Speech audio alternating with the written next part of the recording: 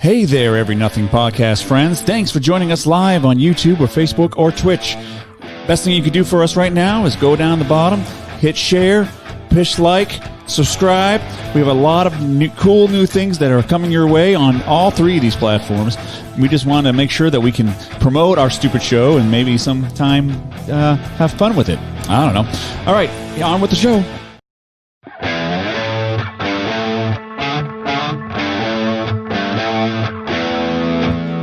It's called the EveryNothing Podcast. Two young strapping lads offer their insight into everything. It would be crazy not to listen. Obvious geniuses. Oh, anybody listening, don't go to college. It's a fucking scam. We'd probably stop and be like, no, you're all wrong, man. All wrong. Sorry, Grandma. This is the EveryNothing Podcast. If you are looking to learn many things while also learning absolutely nothing, well, here you go. Enjoy the show. It's just so damn funny. Who was that asshole at the beginning? You fucking dicks. Well, is that in like the recording too? Like if they listen on Spotify and all those places? Or is that just on the live video? That's just a live video. I'll take that out for the podcast because podcast is a different thing. This is a live show. And so, anybody still have a hangover from Tuesday night? Just asking. What happened Tuesday? Nothing. Nothing substantial. Yeah. Beer. I didn't drink Tuesday night. Did you drink Tuesday night?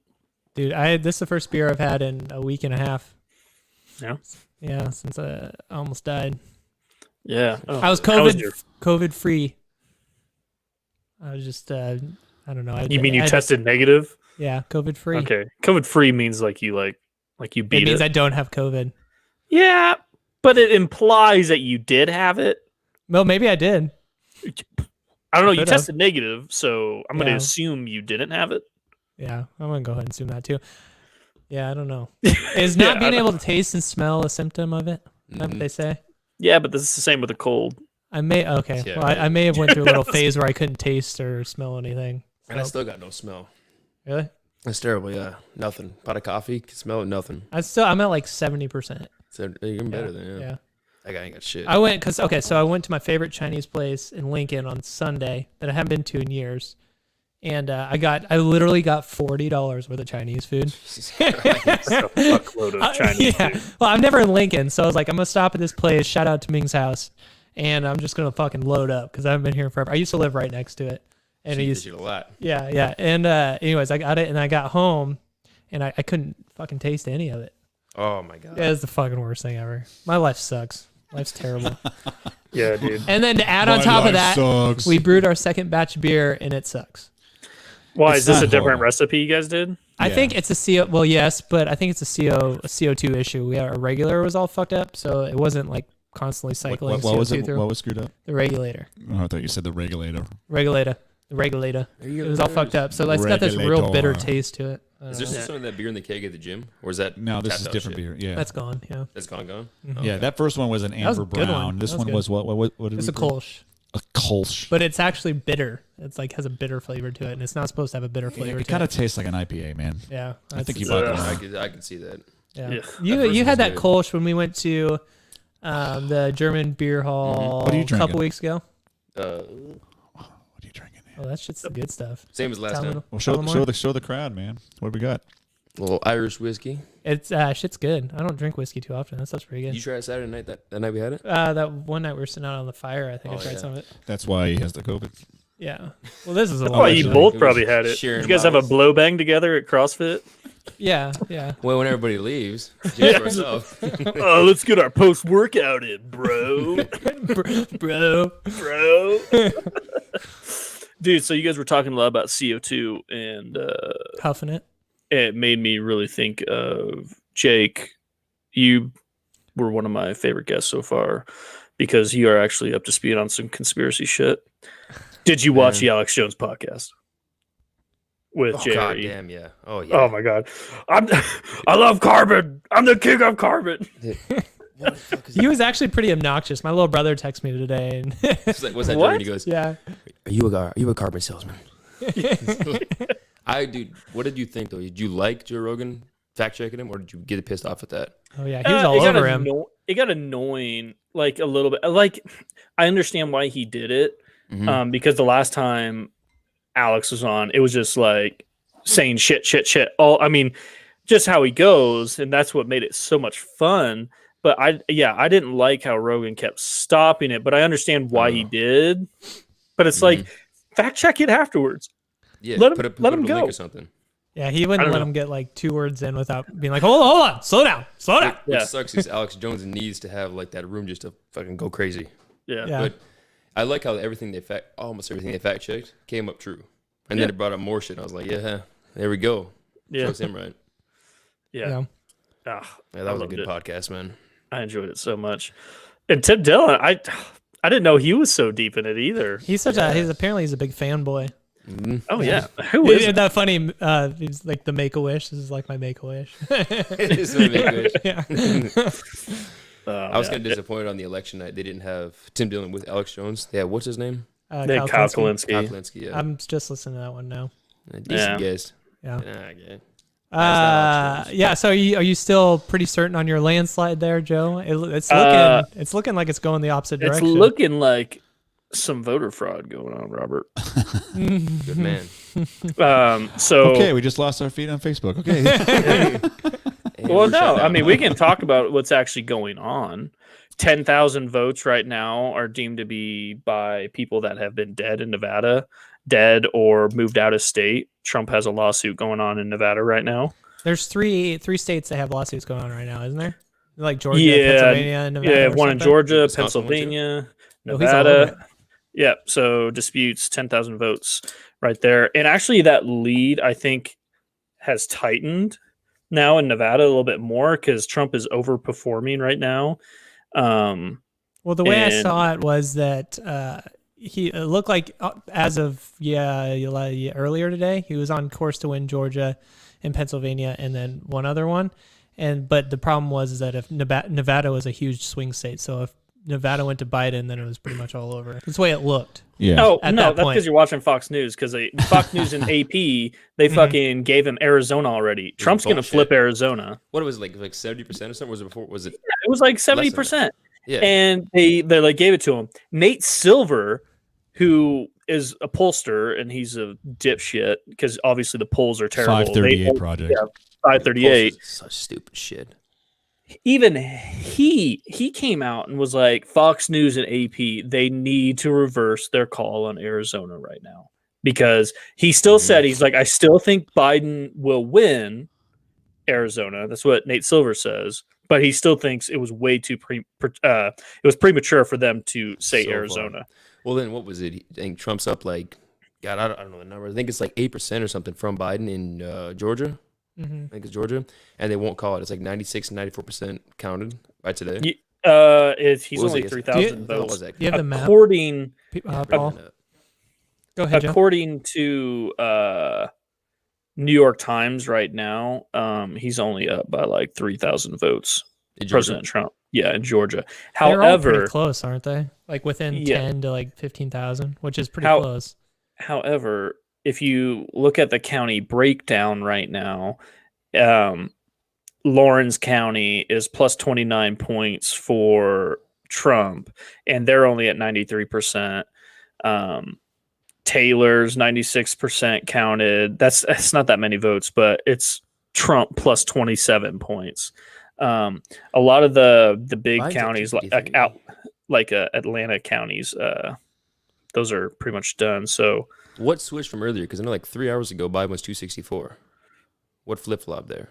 Oh, yeah, it did go back a little bit. Oh, no, Biden, he was 253. He was 264 a couple hours Depends ago. on where you look, because New York Times did not count Arizona. Yeah, they're not counting Arizona. Fox? This is New York Times. I'm look at New York Times for this stuff because that's why I went there. That's the best one. That's another thing that came out of this election is people are jumping ship left and right on Fox News. That's bullshit, man. I was started the night watching Fox News. I left. I didn't watch it on Fox News anymore. I watched it solely on CNN. Why? Because of what they're calling or something?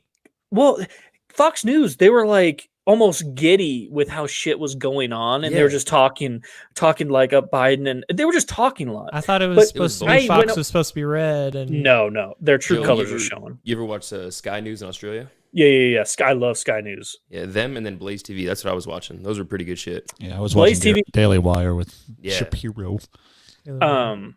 Blaze TV. So who was hosting Blaze TV? Was that That's Glenn Beck? Glenn Beck. Glenn Beck, yep.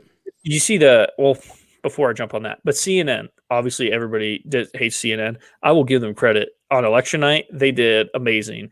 It was just John King. He was just going by the counties, and he was saying, hey, we know these guys are probably counting mail ballots first. So if you're a Democrat and you see this giant lead, it will not hold.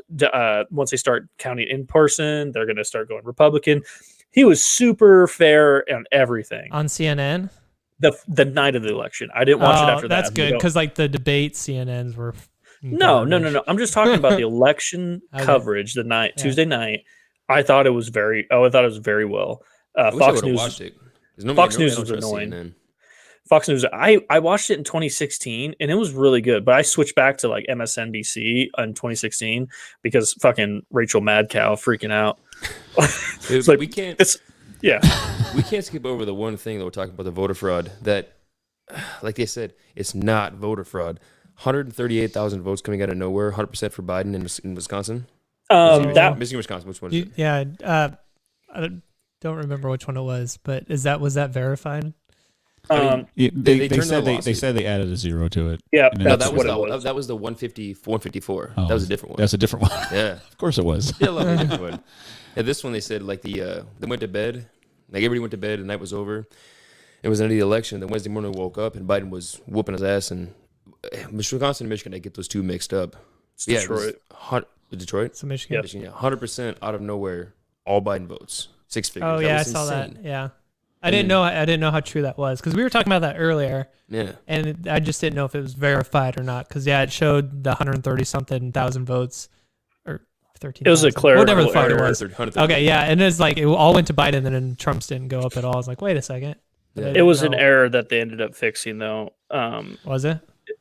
But the fact is that the one they fixed though? Yeah, they fixed both of them. There was two of them. So was it like a typo for too much? Was it like 13,000?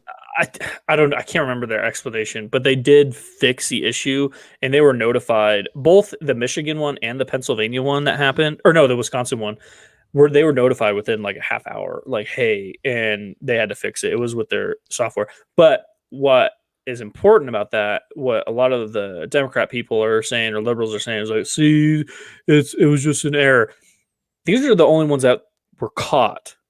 That's a good point. So that just because it's caught, and that's what, when there's things going on where people are like, there are pictures of stuff in the ditches or in trash, and it's like, oh, these are only 13 votes for Trump. These are just the ones that we're seeing. Yes. But one thing I do want to quash right away is the Sharpie Gate stuff. That is, that's bogus. You think so?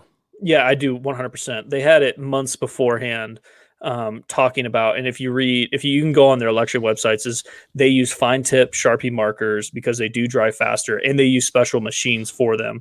And another thing, a lot of the people, what everybody should do is go to like ballot tracks or whatever your ballot thing is, and see if your vote counted or whatever. That's number one. Yeah, number one you should do is make sure you're counted. But there's a website where you can actually check on your vote.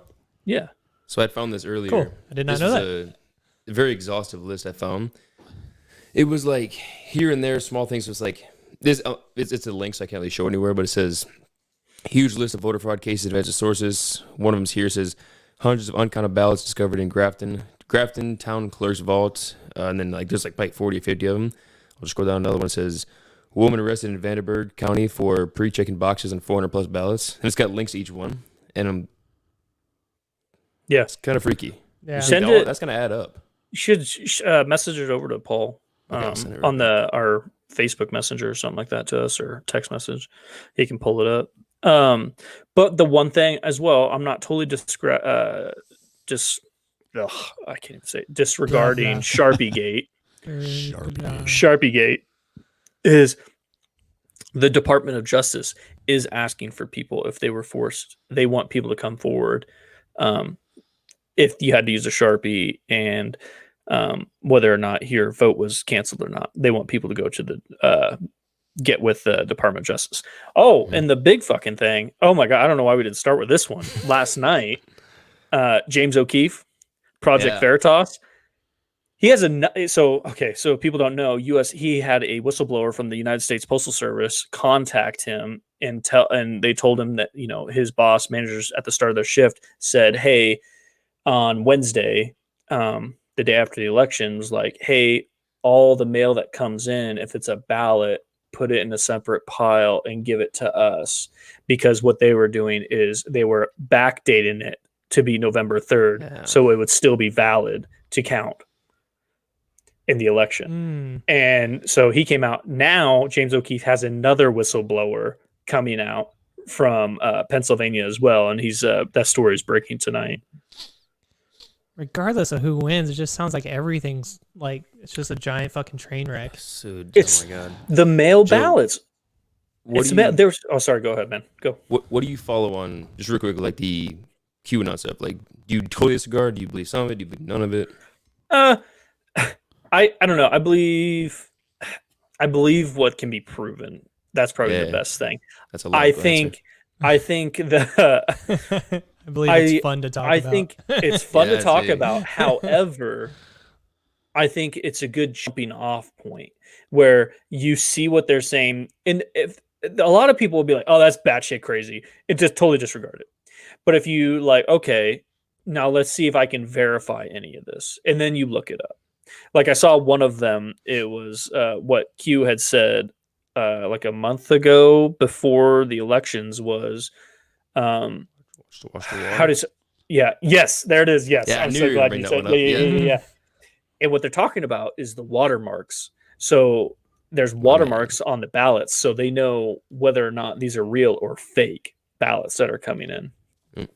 But I don't know. It'd be so hard because there is, and then okay, sorry, I know I'm all over the place. But there's another thing. Come on, Alex Jones.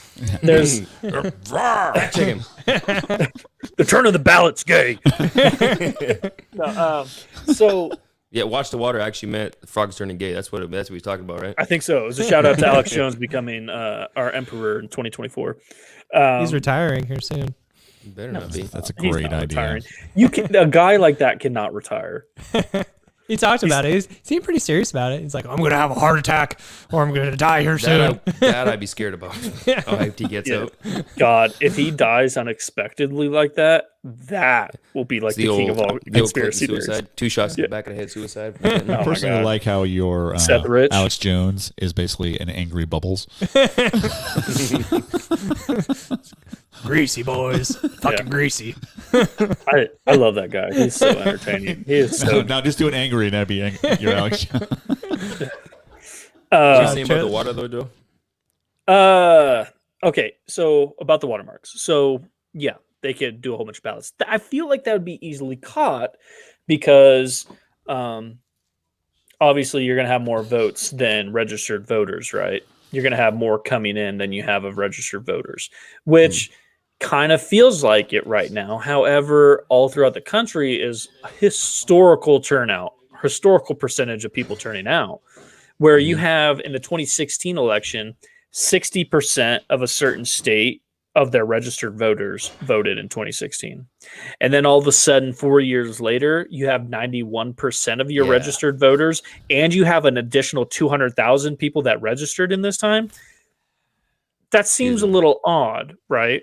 Mm-hmm. But then the other thing, the biggest thing, I think, that is the most fraudulent thing is these mail ballots. A lot of people are like, well, what's wrong with the mail ballots? You just get them in the mail. The chain of custody. There's no chain of custody whatsoever with these ballots. Yeah. It gets sent to a random address just because you're registered. How often do you go update your driver's license when you move? Yeah, it's a law that you're supposed to update it in 2 weeks. Well, maybe I shouldn't say anything then. Yeah. Someone who has moved quite a bit in the last 5 years. Yeah, no, but I think on your driver's license, you're supposed to update it within 2 weeks of moving, right? I definitely did that. Oops. Anyways, go ahead. Shout out Tommy Knockers, non-sponsor. Hashtag not sponsored. What if you know anything about the a boot? Goddamn, what a boot? A boot? Minnesota. So what? You're from Canada. That's why you get voted. Yeah, we got coyotes. Yeah. There's that shit about. I don't know the exact number, but I know it was higher.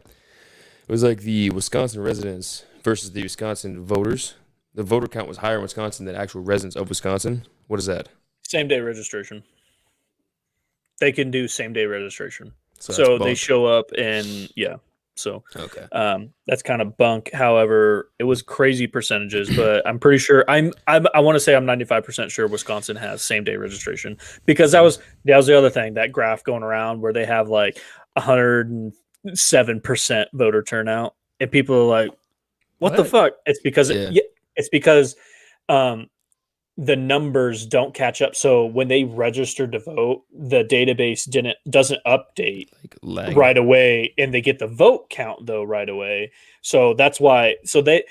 That's what's a little weird, is when you have states like that in 2016 I was talking about have like 60-70% of their registered voters go vote. Then all of a sudden you have counties having over 100%. That's something I didn't really realize until this year. I guess it's never really stood out until this year, is that each state kind of has their own rules on voting and stuff like that. So like Pennsylvania and some of those places, you can technically, they don't have to, by law, they don't have to have their votes in until like 2 days after the election and shit like that. Which that's weird. You think that would be, I would be all okay. I think that's new. Take over that one. I think Pennsylvania did Paul. like 90 days before the election. Oh, really? No, I hear you. What's up, man? Sorry. All right, it says Mike's muted on my screen. Oh, that's because we're using that in this, and it's just weird. Okay. just ignore it. Let me talk. Anyways, those Censorship. that was kind of weird and funky, and that definitely has to add to like all the confusion that's going on. Mm-hmm. I think that's a recent rule thing, because they wanted to allow time for mail ballots to come in. But the mailing ballots, why don't they just keep it same across the board? Like your ballot has to be in by the 3rd, and if it's not, then that's your damn fault. Well, they sent out the mail ballots because of coronavirus. It's Wasn't the CDC 3 days saying from the today? election. I haven't heard a fucking thing about coronavirus from anybody. Isn't the like- CDC saying today or yesterday? They said, like something like it's everyone's right to vote. You know, if you can do it safe, you need to go vote in person. They said that, and it was like, what? Well, the Wait a minute, Who's they backtracking on fucking everything that they've been talking about the last forever. Everyone's Damn just it. kind of tail spinning and realizing that, well, shit. So maybe some of these guidelines we set in place are A little too far, huh? a little too far. Yeah, because I mean the WHO was the first one, the World Health Organization. They're like, well, was it the WHO? You know what I'm talking about, Joe? They just said reversed that what they the said. cure can't, or the answer can't be worse than a disease and all. Yeah, that shit. who They said can't- that? Who said and they that months can't close before? that down, or they can't. Yeah, I know. Who was that? But Was it Trump or Hitler? I can't remember the two. same person. Yeah, same guy. But I just think that's kind of funny that now all of a sudden, and yeah, I don't know. That's just fucked up to me. Well, yeah, and you notice that probably no news organization talked about the World Health Organization coming out and saying that. Who? Exactly, the WHO. Intelligence, know that very joke, bad don't you? intelligence. Yes. I Who? was talking to somebody today. The shit like that, 120,000 votes, or 128, whatever it was, that kind of shit, and then the voters coming out, like you just said right now, they're like, looks like they're probably debunking that, or bunking, whatever you call it. They're proving some of that shit wrong. I still will, like, constantly try to figure out, like research, read whatever I can to see, okay, I feel like there's something going on, something that's odd and shifty and fraud. There's some bullshit going on.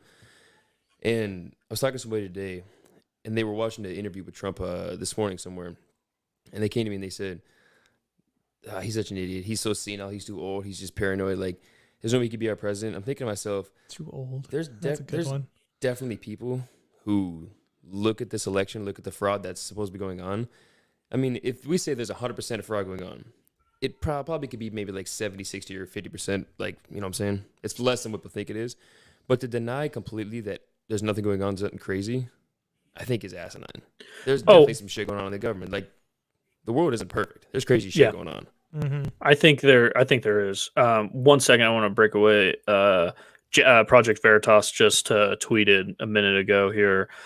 He just released the second whistleblower. Pennsylvania USPS whistleblower exposes anti-Trump postmaster's illegal order to backdate ballots.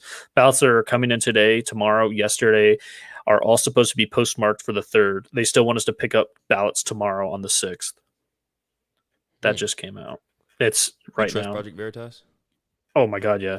The Project Veritas, every single thing that they have exposed has been litigated, and they have won every single litigation. Every single one. Not one time have they lost in litigation, because everything they have put out is 100% true. It's coming from whistleblowers. I thought Democrats were the fucking party of, we need to believe these whistleblowers. But then you have fucking Obama and Biden. They're the ones that prosecuted more fucking whistleblowers combined than and all the other presidents. On his platform when he was running to be elected was to promote whistleblowing. Well, we gotta believe the whistleblowers, you know? Yep. And then that completely fell to the wayside. We're gonna go ahead and shoot Hellfire missiles at a bunch of kids over in Iraq. And who are the 2 guys that are? One of them's living in Russia. Snowden. Snowden. Yeah, he's applying for Russian citizenship actually right now, but it's kind of to help protect his kid. He says right now. So that's just goes to tell you all the shady shit you're talking about that's going on. I mean, he was running on those platforms. What really pulled the trigger on like me saying, "Fuck you, Fox News." They've got this thing. They supposedly can end the election. Biden's are done. Hunter's done. He's doing all this nasty, crazy shit. So you send the laptop and documents through the mail with nobody watching it. Like, Jesus Christ, if this is as big as they said it was, I sent a guy with a handcuff to his goddamn wrist on a travel to Tucker Carlson, but he go, "We lost the documents." "Oh, we found the documents." And then that just goes away. I saw the retraction saying, "Hey, we found them and everything," but they must have said that there was nothing on them or something. Yeah. That's the weirdest goddamn thing ever. Didn't Giuliani have his hands on it or something at one point? Yeah. Giuliani had everything. I don't know. The way you said that, I just immediately just thought of the Borat picture of him reaching in his pants. Giuliani had his hands on it, didn't he? I was just like, I don't. I believe there's something with Hunter Biden going on, because I had friends send me the pictures, and he's being investigated by the FBI. Yeah, there's something with him going on for sure, and I personally believe something with him and with his dad. There's definitely something corrupt and bullshit. But you're in on a laptop given to Giuliani from a guy from the FBI because he didn't do anything. Come on, man. Come on, man. Come on, man. Come on, man. That's funny. God, I wanted to have a picture. It was like to decide the election. Both the first boy or the boys of the president, whoever can finish an 8th ball quicker will become become the president of the United States. And it's like, damn, Biden has a shoe in on this one. Hunter Biden's voting for Donald Trump because he's lowering drug prices. Yeah, dude, that's another thing. Well, I want to get back to this election fraud because it's going on right now. However, the decriminalizing heroin in Oregon. Oh, Oregon, yeah. So what do you think? Yeah. Bro, decriminalized everything, didn't they? I'm going to go fucking chase the dragon, bro. That's so have you heard about wild. this, Paul? What's that? They're decriminalizing all drugs. Is it all drugs or just heroin and... Heroin, cocaine, meth right now. Yeah. I think I'm sure it's all, I would guess, right? They're fucking going for it, Is that dude. why they're all rioting out there? Is because their drugs are now legal? They're going for it. Oh, I'm very interested to see how it turns out, though. I'm so glad you even brought that up there, Paul. So in Portland, right, 150 some days of violent riots, right, lighting shit on fire, destroying everything. The mayor of Portland doesn't do anything. The governor of Oregon doesn't do anything. After she wins re-election, she's safe. She's like, calling the National Guard. Get these fuckers out of here. Yeah. I saw that. How can these people follow her and vote for her? Like, she's like, no, these are peaceful. These are peaceful. Mostly peaceful. You hate to say it about your fellow human beings, but there's a lot of idiots that live out there. 3 shot and killed. It was a mostly peaceful protest. 3 dead. like what? Oh my Fucking god. Yeah, I don't know. that's her. Yeah. I already hate Oh, it. who was it? Oh, the Daily Wire was talking about this. I saw someone tweet about it, and I was like, "Oh my god, that's great." Yeah, Hank Berrien. I haven't heard of him. You guys think drugs should be? This is the Daily Wire. Yeah. No, I know. I was just who it's by. Did Trump say I no? haven't seen- Like no? Oh, that's the National. Yeah, National Guard. You guys think drugs should be federally illegal, decriminalized? What do you think on that? I'm very interested to see how this Oregon thing plays out because I've always wanted to see what would happen if they did that. Such a bang up state already. Yeah. Well, I'm interested to see how it's handled. If it's handled correctly, it could be interesting. Think they should regulate it, or think they should just say it's not our problem, but we're not going to deal with it? Like, in any sense, you think they It should would. sell heroin in the? So there are reasons behind it. I don't know how I feel about it because I think people should be free to choose whatever the fuck they want to do. However, there's those kind of drugs do make people endanger other people's lives. So that kind of is like, okay. Well, However, they're taking that money supposedly for instead of this war on drugs, they will be able to use that money for more rehabilitation or more that's why I'd money like to for see government buildings. if they did it this way, it would be interesting to see, like, if you wanted to do meth, you could go to. That sounds really fucking weird. Yeah, what do you want to do some meth, bro? If You're in like the meth capital of the world right now. if you want to do some meth, you have to go to a place where there's someone there that can monitor you and administer same as it. ketamine treatments. Yeah. Yeah, I'm just gonna do like an ayahuasca trip. I'm gonna go on my Get a meth spiritual shaman. journey to Oregon and do some meth. with meth. Yeah, but okay, so The meth. shaman's not wearing a robe. He's wearing like tattered clothes and got His track marks. dick is just hanging out. Let me show you the way. Come in here, man. You want some of this?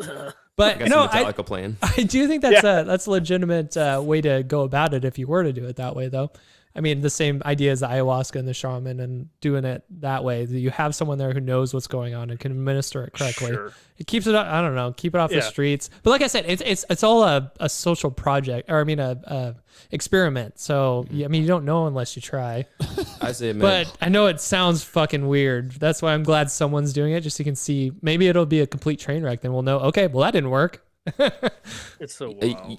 Nobody should do it to risk, like the drug you want to take, meth, and could possibly kill the family before leaving soccer practice. It's terrible. Yeah. But I think people that want to do it are going to do it no matter what. And if somebody like If they can do it in a safe environment. yeah, Yeah. I honestly don't think somebody should be sent to prison for a certain amount of time, for a very long amount of time, for a nonviolent drug offense. Mm-hmm. I don't think that's very justified. Kamala also would don't- disagree with you. Yeah, no shit, man. Who? Kamala. Kamala Anderson. Kamala. I love you. Camilla locked me up for doing heroin. That's awesome. Yeah, Jake, I 100% agree with you. Nonviolent drug crimes, and that's You say drum crime? that Drum yeah, crimes, drum Drumming too crimes. loud. You think Don't be drumming marijuana's to on the us. same? Do you think Damn marijuana drummers. should be considered the same level as the other drugs? No. Hell Marijuana no. and psilocybin versus meth, cocaine, No. heroin, all that. No, No. marijuana. No.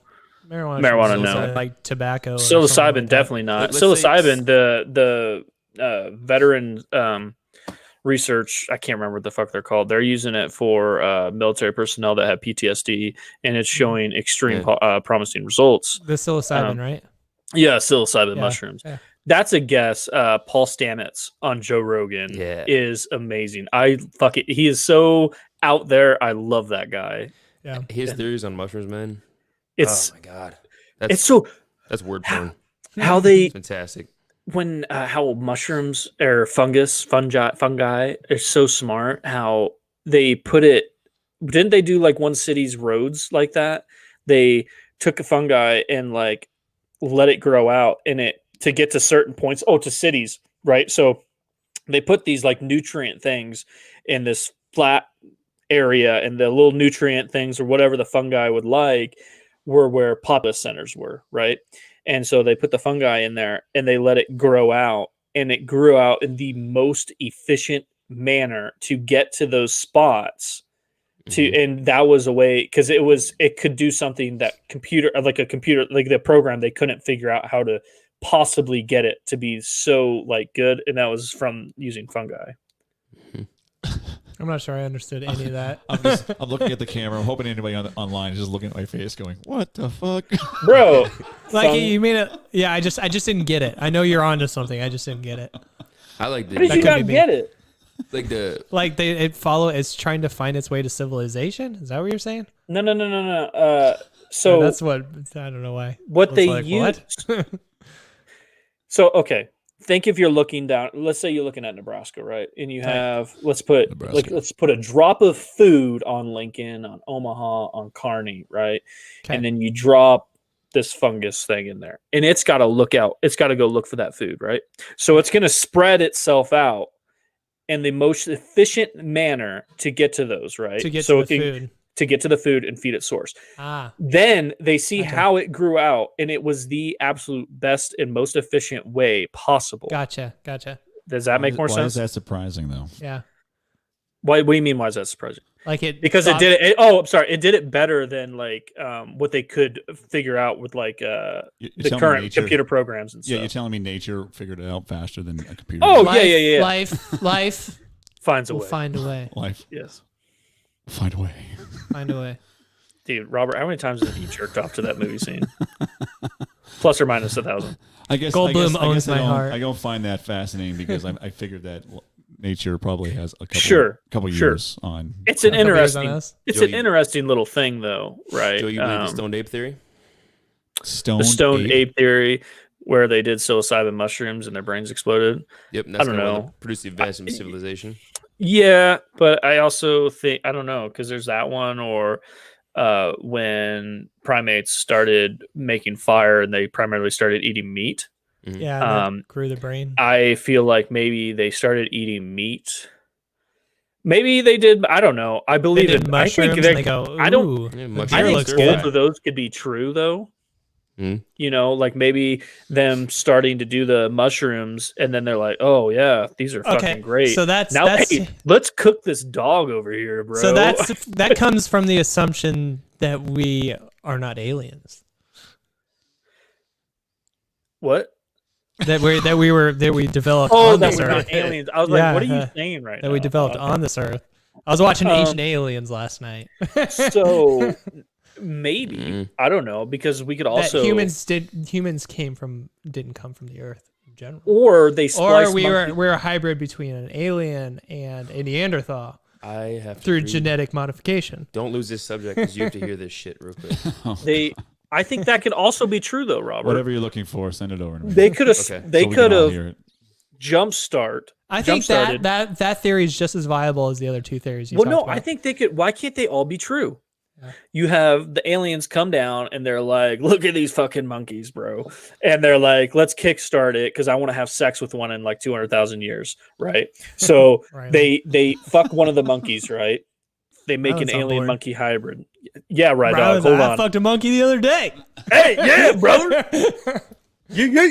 Anyways, so they do that. It kickstarts it. It makes it. And then they're like, oh my God, they're going fast. And then they start eating these psilocybin mushrooms. And boom, explodes even faster. They start eating meat. And that's when the brain starts becoming larger and the stomach becomes smaller. Because the stomachs were bigger because they were eating primarily plants. If you look at gorillas, they have very large stomachs because they're chewing on stalks all day long. I'm going to call this the foul dog theory. The foul dog theory. Yeah. Aliens fucked us millions of years ago. It's true. Look it up. I read it in a magazine. Or we lived on Mars. And the last two humans on Mars were Adam and Eve, and they sent them to Earth. Last night's episode on Ancient Alien was all about how we came from Mars. I don't believe that shit. But maybe. I fucking love that show. What if we're in a simulation though? Or we're in a simulation. Bro, the simulation one's so like it fucks with me. I don't like it. It depresses me more than anything. It freaked me out. I was reading it last night, man. I guess I'm getting paranoid. Bro, if we're in a simulation, have you ever like talked out to it? Like I've like talked out. It was like, if I'm a simulation, make my dick like a foot long now. Like, and then I just look and I'm like, you got smaller. I'm still at like an inch, bro. So I don't know if that simulation's true. Or their dick. The game must be lagging. I'm still waiting. Yeah, come on. 4 years. Get bigger, motherfucker. I don't know. It's all. What funny if stuff like to talk right about. now I'm saying that they're like, let's fuck with the simulation a little bit, and my dong just like filled up the room, and I just like started expanding. Harry Potter style. Yeah, it'd be wild, bro. That sounds I'd like have to get a new pair of New Balances. You would. Wow. That's not something I was saying. Like if we're in a simulation, the speed of light is like our megabit like loading speed. Yeah, that's why we can't go past that. How the fuck that works? I don't understand physics. I'm not a physics teacher. Physics, it's kind of. But we do go.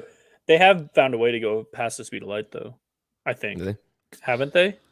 With not people. Yeah. Machine or something. Yeah, well, with like I don't know, fucking electrons or some shit like that. I don't know. We're now. I think we're getting in territory. We're really. That's what happens to Robert when he goes into a porno. Speed really done. Bust. Yeah, but Lord anyways, have mercy, I'm about to bust. Hit those buttons.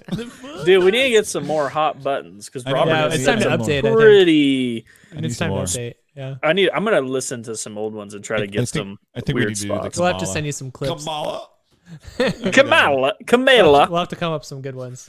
All right, everybody be quiet. I want to record. Say it. Go ahead and do Kamala. Me. Yeah. It's you. Kamala. I like you. I like you. You lock up. Never. I You don't. like the sex. It's nice. It's nice. You'll never Our future get this. president Kamala. Don't lock me up for my heroin. I'm sure I can get a soundbite with that mess. I'm sure it's in there. Have you seen the new Borat yet? I haven't watched it yet. No. Have you? I've been. Fuck no. I've been so busy. Watching with, that, like, man. No? You didn't like the first one or what? That dude just annoys me. It's who he is. I can't Yeah, I stand can see him. it. yeah. I It don't was know. such a big movie back then that. So it's funny. So Borat, did you ever see the movie Bruno? Now you told me about that. I remember you talking about this. Joe, huh? you've seen Bruno. Oh yeah. Bruno! Okay, so we Yeah, we saw saw it it in together. theaters. So the funny story is Joe and I went and saw Bruno in theaters, and we took my little brother with us. Oh shit. And my little brother, we snuck him in, and he had to have been like 12 at the time. Oh yeah, he was super young. And I don't know if you've seen Bruno, and I told you about this. It starts out with like this hardcore sex scene between Sacha Baron guys. Cohen and like this little boy.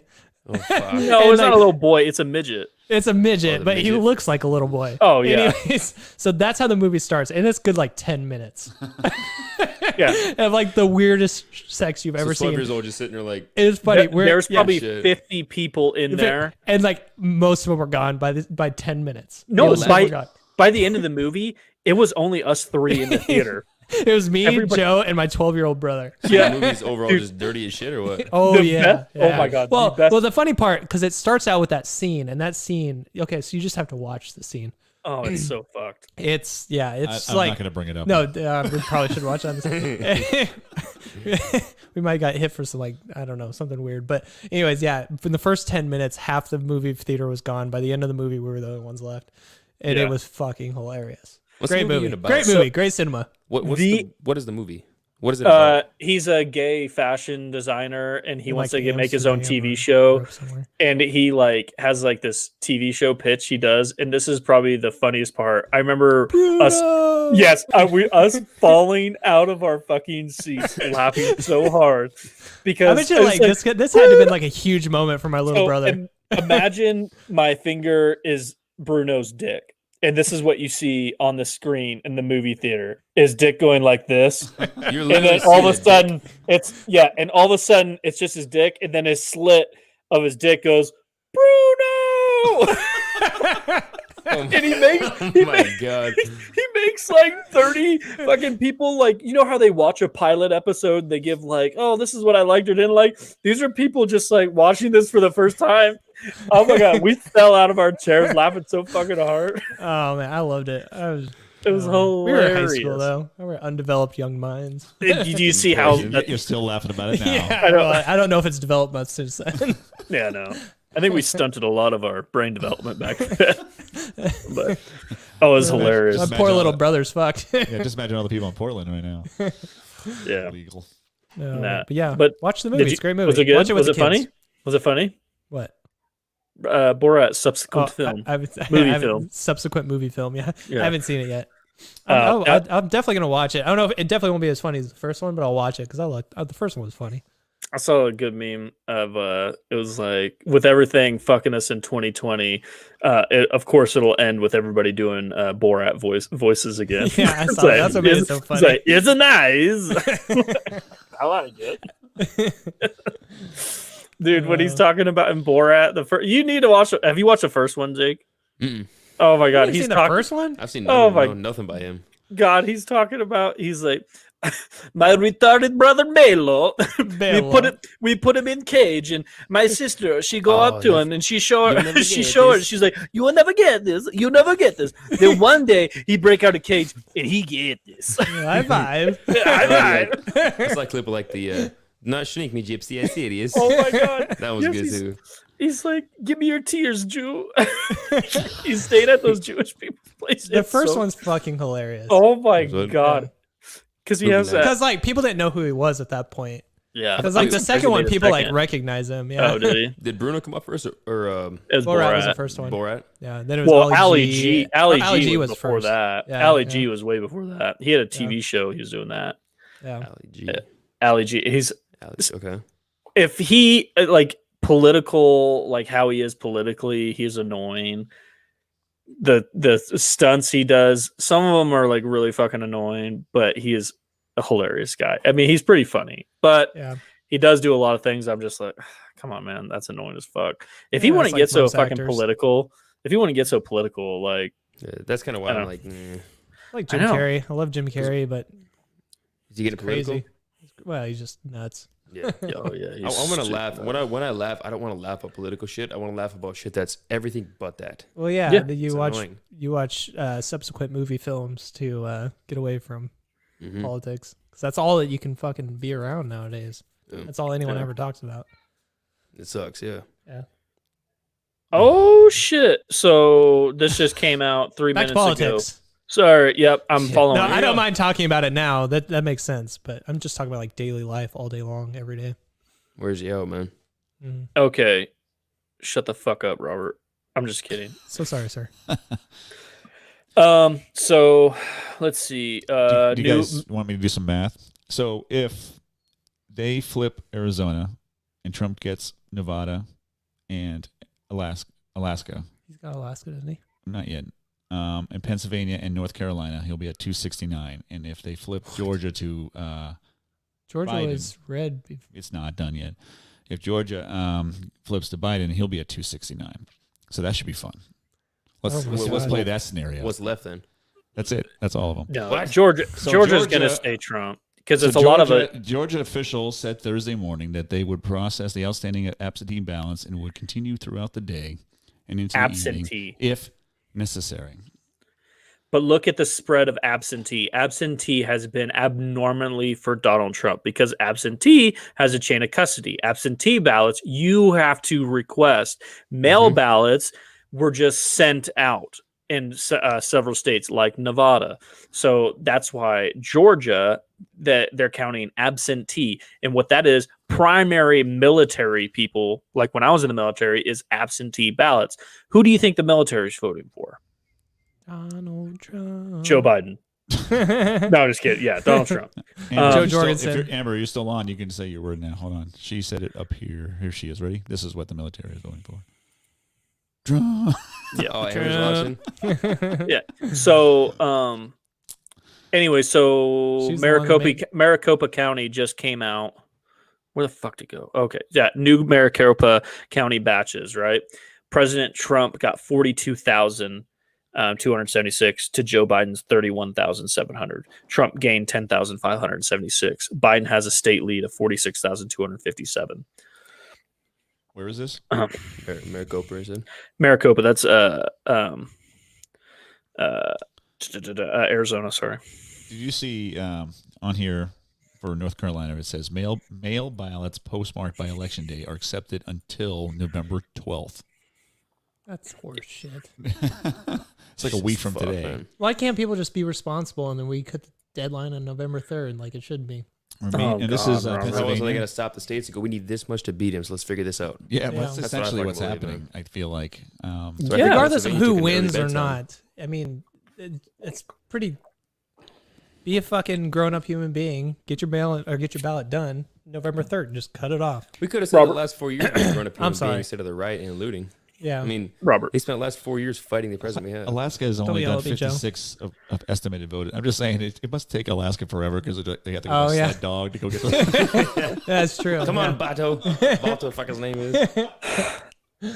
Robert, Yes, sir. you guys both work in gyms, right? Yes, sir. Or a gym. You guys see lazy people, right? No. No, sir.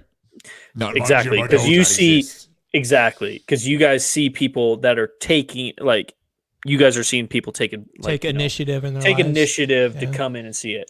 Now compare that with how many people you see at Walmart buying liters of fucking Mountain Dew Or and a liter Cheez-It cola. crackers.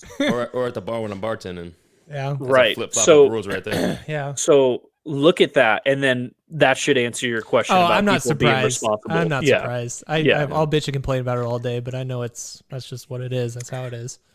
I mean, you two work with probably some of the most responsible people that you can because they're taking initiative to change their lives for the I don't better. know about responsible, dedicated. Dedicated. I think that's a responsibility. You know, you're Yeah, being I'm just responsible. You're kidding. you're holding yourself accountable, and I think Right. that's something you guys luckily get to have. You know what I mean? Yeah. get I to guess be Paul around probably those does people. too. He works with a bunch of tax people, so Yeah. A bunch of accountants. Yeah. yeah. They're definitely the most professional people I've ever worked with. Well, Yeah. because they're professional. No, that's true. You can get stuck in your own little world. I think we were talking about that too. If you surround yourself with Republicans, you tend to get a Republican mind frame. That was my point. We were talking about so the further west you go, like the smaller towns and stuff like that, you always they always seem to be red, and then when you get into these big metropolitan areas, they always seem to be blue.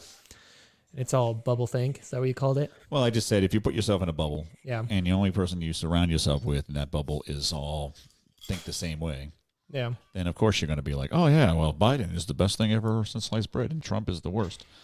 But if you listen to different diverse people, then you have a better Then you chance can of coming up. create your own opinion. Why? Yep. Okay, I have a theory, but I'm going to ask you guys a question. I want to hear yours first before I say anything. Why do you think... So first off, the theory that I've always heard growing up was young people go liberal, and as they grow up, they go conservative. Okay. Why would that be? Why do you think that is? Because you conservative values, you start realizing that freedom and freedom of speech and those kind of things are more important, and also you like your money because you make more and more money, and that's really what it comes down to. Whereas free people are looking at it like, yeah, we should have free college, and we should have free this and free that, and they have no idea how the system works, especially when you start paying taxes. Yeah. Someone has to pay for it. Yeah. Someone's got to foot that bill. Yeah. Tim Pool puts it a good way as Democrats usually are low information voters. They just You got a bell here? They also like to vote with their feelings. yeah. So it's Yeah, like it should be I emotion. feel that this is the wrong way to do this, so therefore I do that. Whereas conservatives will That's think what's- about it a little bit more. I was arguing with a guy on last night about with Trump. He was arguing back and forth about, I don't like his morals, I don't like who he is, I don't like how he acts, I don't like what he says. And everything he brought towards me, where the argument was all emotion-based, I hate Trump, I don't like him. Everything I was bringing to him was maybe I can't fully disprove the grab pussy thing, all that kind of shit he's done.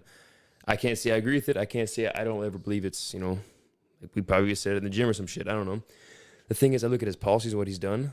As a president, I support that. Then he went back and he said, I'd rather my president not be some misogynistic, racist piece of shit. And I said, well, I would like my future president, if my choice loses, I want him to have some chance of having foreign issues with corruption. CCP, Ukraine, stuff like that. He with Biden. If that's a possibility, both are going back and forth. I think to myself,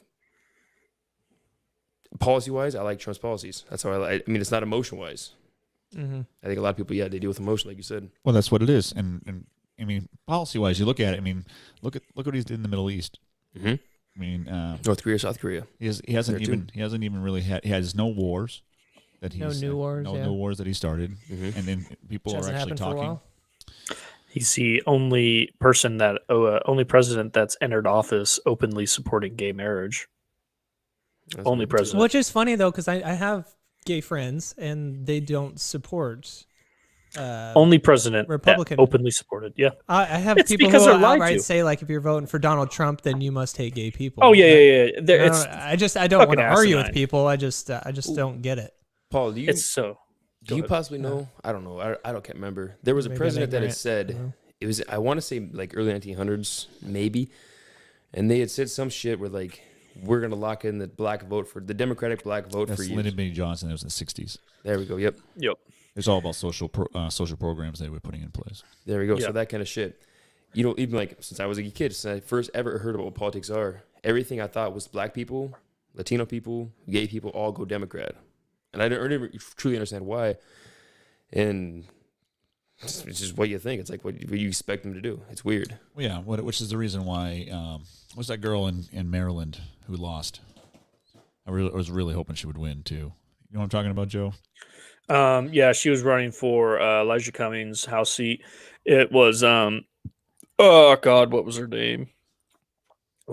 Shoot, who was running for Elijah? Amber just shared this. You guys reading it? Well, yeah. Klasick. So, yeah, Kim Klasick. because it's out of the cult. Yeah. Yeah. Wait, what happened? That's what I don't get, because I was reading things like that, and I don't what? want to argue because they're friends of mine, so I don't want to argue with them, and I understand that like him as a person is not the most easily to swallow pill, Yeah. but when you look to the policies, like you said, the policies, it scares me to knowing Biden's tax plan, if that thing actually goes through, what's going to happen to small business. Yeah, well, that's reassuring. So if Biden gets elected, it's not some of the social issues that I worry about. It's the everyday living and the shit that's gonna.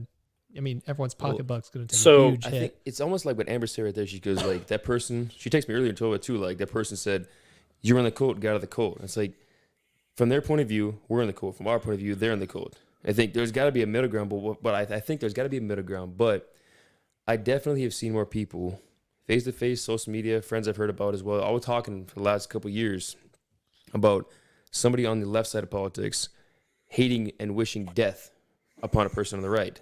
And the person on the right is more like, you're just a fucking idiot. I've seen so much more hate come from that side to this side. My side, I should say. I don't know about you guys. And it's hard to figure it out, because I mean, I'm more than happy to vote Democratic if I really believe. I voted Obama his first round. Mm-hmm. Yeah, I mean, I'm more than happy to jump the aisle. I just don't think Biden's the answer. Yeah. Did you It say you really voted scares for me to Obama? know if Kamala, his first round through. You did? Yeah. All right. Wait, what'd you say? Thanks for everybody for watching. His first round through. I don't think I voted the second time. You're talking about Obama? Yeah. I will admit I voted for Obama. Yeah, it's first time through. Again, everybody, everything he was like, standing for, subscribe, everything share. he was standing for was fucking awesome. But then it just scares me. I don't know, because Biden isn't going to be running anything. Kamala's going to be running it all. I don't blame you. He was a smooth talker. He was a smooth He got talker, me. and he wanted change. Yeah, he got me. Change. Like I said, I'll gladly jump aisle if I believe it. It's not a red versus blue to You have me. to remember what was going on back then. Yeah. We had McCain. It was basically the same kind of people all the time. And, Yeah. Yep. And Barack was. We didn't have the same internet people talking. We didn't. We guess you could listen to Rush Limbaugh or whatever, but we didn't really have the same. Like we didn't have Shapiro and those guys. Mm-hmm. You know. And access to different podcasts and different Your major media. news outlets were still your source of news. But even then I wasn't listening to it. It was and of course I was a little bit younger, and so you just kind of like, yeah, sounds good, whatever. Yeah. And you kind of, and it's the same mentality of the swamp was still kind of taking over things, and they're still doing this thing. So we gotta, and I mean, even now we still talk about the swamp, and I think that's half the reason why people hate Trump, because I do think that he's just kind of said, you guys all suck. I'm just gonna, and what was weird too, when he was getting in, like talking about you guys all suck. I remember they always said he's not a politician. He's a fucking celebrity. He's an apprentice. Like, he shouldn't be doing this. He's not a politician. He doesn't know shit. That was like the consensus I heard at the beginning. And then suddenly he goes through his term. Policy, not whatever he did. Near the end, or now, I want to say end, but near right now, everyone says he's just a shit politician like everybody else. Is he a celebrity? Is he a politician? now It seems bad. No, like whoever is accusing him of whatever, or say accusing him, going after him and attacking him. That, you know, in the beginning, I'd always people who hated him. He's a celebrity. He shouldn't be running. He's not president material. But then now he's just, you know, it's left versus right's bullshit. The, you know, all government, all politics is corrupt and bullshit. Trump's just a big part of it. I think to myself, you called him. You said he wasn't a part of this in the beginning, but now you say he is a part of it. And he's corrupt as bullshit. I'm like, yeah. I don't understand. I do think that if Trump was able to express himself, say like Reagan could, even though I'm talking about even though he would use Twitter and able to push the like he does now, if he was able to express himself in a, like Reagan would, then I still think that because everybody who voted against him basically voted against his personality. Yes, completely. And I don't think that because I do agree. Like Amber is talking about policies, and she actually wrote down, you know, just see what he's done for the country. I mean, I agree with her. Mm-hmm. And if you actually go down the list of, and they had a Facebook feed a while ago that says, look at all the stuff that he did, and it was amazing. You know? I mean, it's exactly because there's people who hate him just because he's. I mean, I do support him, and I did vote for him twice, and I'm proud of it. But it's like I damn sure can't doubt that he says some dumb shit on Twitter and on interviews. Like, yeah, it's stupid. I mean, like, you can't really defend it at all. You can't defend it. Yeah. I mean, I think a lot of I one of the arguments I see a lot is like he's been lying to us for 20,000 times, and I'm like, what exactly has he lied about? I mean, he exaggerates stupid stuff here and there, but he's not. I would like to point out like specific lies. Yeah. Because I'm not seeing that, and maybe that's what my blinder is. But I feel like that's the bitch about politics too. Is like somebody can say something crazy on the news sources somewhere, anywhere they want, because today's world is so connected. You can see some outlandish, crazy shit about Trump, about Biden, about whoever you want. But the problem is that the first person, if you have no idea what's going on, and I say something crazy to you about something going on, you're going to listen to it today, and you're going to go, holy shit, Biden kills puppies. Mm-hmm. And then, you know, a week later, 2 days later, 5 hours later, somebody goes, no, he doesn't. They have clear-cut proof to me Biden or Trump doesn't kill puppies. You don't give a shit. Your mind is set. It's closed off. And now for the rest of your remainder of politics, unless somebody really gets in your head and goes, dude, you need to take a second and relax and figure this ain't true. Mm-hmm. The one source you trust you heard it from, you're going to believe it. It's done. Mm-hmm. It's like it's bullshit because people could just throw shit out. And it's like, oh, there's no accountability because you prove me wrong. Nobody really cares anyway. Yeah. It's sad. Yeah. That's why it's super important to listen to both sides or get your news sources from multiple different places. Mm-hmm. Well, but a lot of places get it from the AP, mm-hmm. and so if AP is frosting out something, and so because they're talking about like local news, they're just getting it from the AP, and so I don't know. It's really hard to know who to. I mean, I know I just basically go over to and just listen to Shapiro and go, yeah, I pretty much agree with that. Yeah, that's not an echo chamber at all. Yeah, I know. But that's the thing is that right now I completely understand him in an echo chamber, but dude, I've tried to listen to CNN and I just sit there and my eyes roll behind my head and I think I can see the back of my skull and I can't stand it. I think I'd rather put an ice pick in my eye. Mm-hmm. Where do you get your news on Jewish holidays? Oh, Shapiro. He's not there. Oh yeah, that's right. You know what? But Michael Knowles is there, so it's all right. Oh God, Knowles. I'm just kidding. I love their relationship. It's pretty funny. But well, I mean, I listen to multiple places. I go to Crowder. I go to I like Bill Whittle. There's a bunch of different conservative places out there, and they're all internet based. They're not doing any mainstream. Yeah. I don't like going to Fox. I don't like going to CNN. I don't like going to those main places. Because I really do feel like it's just a bunch of talking heads looking at me, screaming at me, and I'm supposed to go, yeah, I agree with you. Yeah, that's what I feel like. Yeah, Fox has died in my eyes. Like, you're dead to me. There's such shit, man. Everybody's moving over to One American News. It sounds like One American News. Own. Yeah, OAN. Is that on YouTube or something, or is that a website? No, it's definitely a pro-Trump channel. I just say that. That's that? where everybody's going over to. But even like you can't go to Drudge Report anymore. It's ridiculous. So I mean, I go to like Bongino. What's the guy's name? Dan Bongino. Bongino. Yeah, you go to his report. Bongino it's pretty good shit. Yeah. It's but you can't. I used to go to Drudge, and now he's like, what is this? You can't listen to that. Yeah. Because I feel like they just like, oh, look, this headline says something really weird. We're going to put it up there, and it's just like, dude, the headline stuff. You know, I used to make the eye roll. Right side, left side, everything. When somebody goes, Trump slams this person. Some destroys this person. Like it's all capital letters of the destroy, slams, obliterates. I'm like, Jesus Christ, man. Can you put a normal headline, please? Whether it's true or not.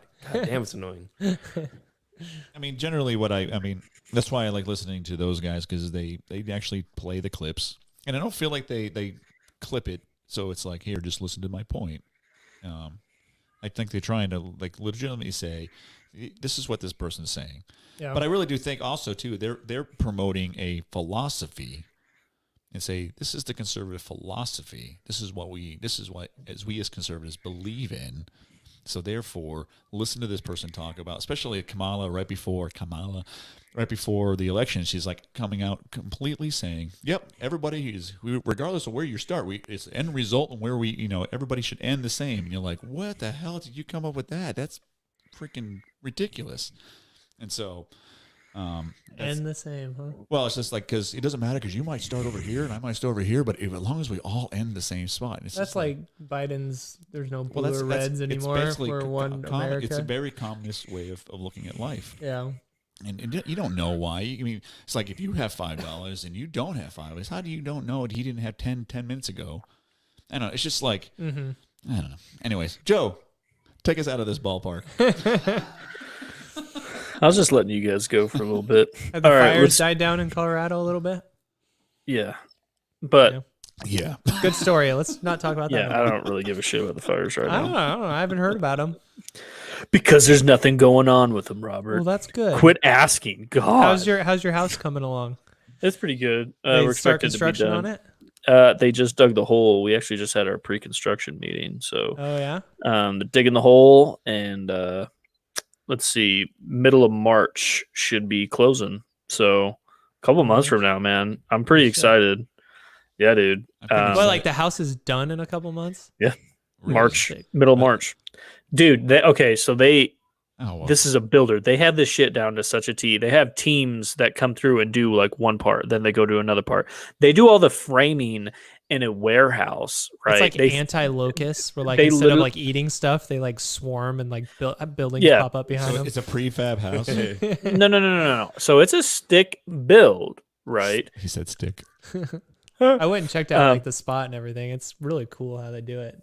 Like, because we saw like workers working on the house. Yeah, so, like, and you'll see like houses one done, like, and from it's like step 1 to step 2, step 3, step 4, step 5, and they just like move over to the next house, do their part, move over to the next house, do their part. Like one crew just does like shingling, one crew does like house the roof. Party. Yeah, it's really kind of bring cool the to beers. see. And like fucking houses are popping up everywhere. It's insane. I just can't wait to see your nice new office. It's gonna be legit. Office would be dope. One day when we're doing this podcast, we're gonna see a blow up doll behind. We're gonna fly out to Colorado and do it there. Well, because I want to have a couch in there, but eventually I'm gonna hang a sex swing from the ceiling and have that in there, and just be like masturbate. I'll just be posted in that, and like I'll just have Brittany push me up to the mic when I want to talk. Like, I'll be like she just be hitting it hard from behind when I want to talk. This is great. All right, well, there's that. All right, so back to the news. What happened here? Hold on a second. Talk about stuff. There was a van full of explosives was discovered in Philly on the third night of riding now. Their bomb squad is on scene right now in Philadelphia. You think the bricks are being planted? Some spots, yeah, because it's like there's no brick structure anywhere near. And obviously I think they're being planted because there's videos of them like pulling up in U-Haul trucks and dispersing like weapons and shit to rioters and shit, like shields and they brought up in those big guys in U-Haul trucks, what they called, and they're going to protest and they have pre-made signs handing out to people who didn't come with the trucks, saying fuck Trump, do this, whatever the hell. I gotta find something here. Yeah, it's pretty wild. Why were people rioting like before the election even like finished? What was going on? People can. Well, I mean, even Washington D.C. the night it was like 6:00 at night in Eastern time, and it's like the polls haven't even closed yet, and we're going to start rioting. I don't get it. What was going on? They're going to riot regardless of who wins. Opportunity, yeah. Yep. Just want some free shit. I gotta find this. There's a video this lady has. Anarchy. I think it was on Fox or CNN. and she does like this slip up, and I'll find if I can over here. And she's like talking about have a good night, something about a brick, and she goes like this about take your brick, do whatever you want with it, and that was the end of it. And it was like, what did you just say? What? Yeah, That was on Fox or one of the major outlets. I will find it. But I know where it's Take at. your brick and do what you want with it. Did you This is the see that weirdest quote shit. from Biden before the election? He was like, "We have built the most extensive voter fraud team." Like he legit said, and they're like, "Oh, that was just a gaffe." It's It's gaff, like, yeah. or political. he had a senior moment and he realized he shouldn't have said that. You know what I mean? Afterwards, but he said they had built the most extensive and complex voter fraud. Me and Obama have built whatever. the best. Oh my god, I love that. Did you just say? Did you see that Tucker Carlson video of him? Tucker Carlson was, oh my god, I don't know where it is. Tucker Carlson.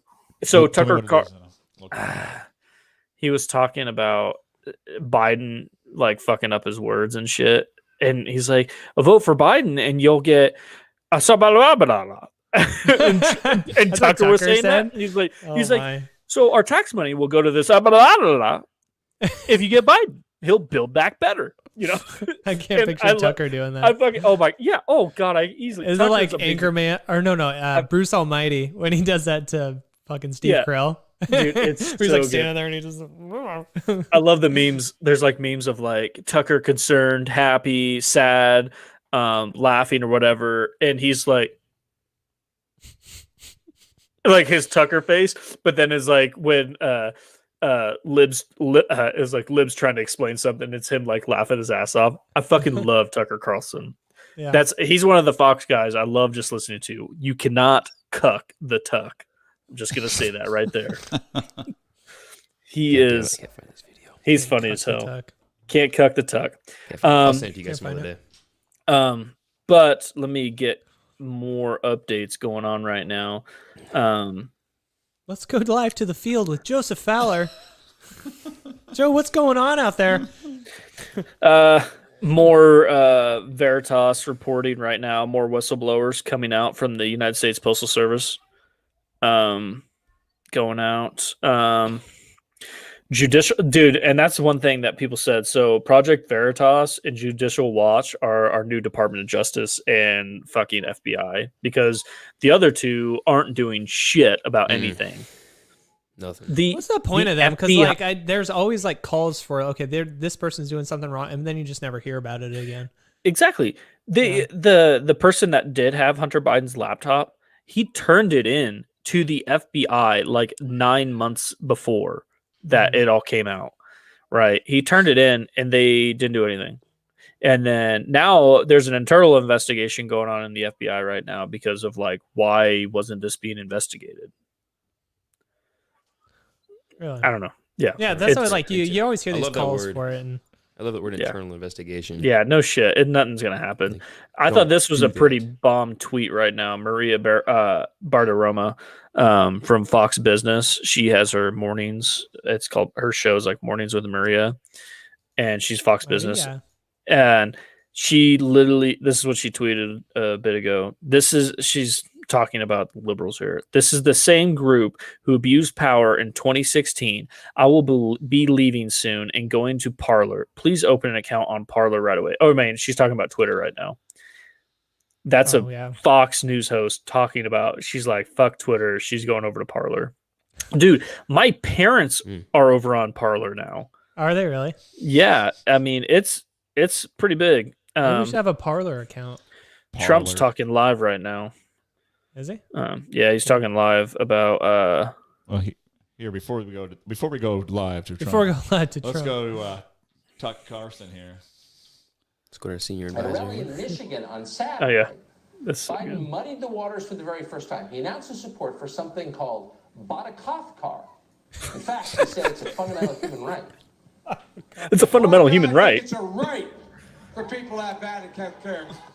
Got that? It's a right for people to have Bada-Koth-Car. If you don't have Bada-Koth-Car soon, Joe Biden will make sure that you do.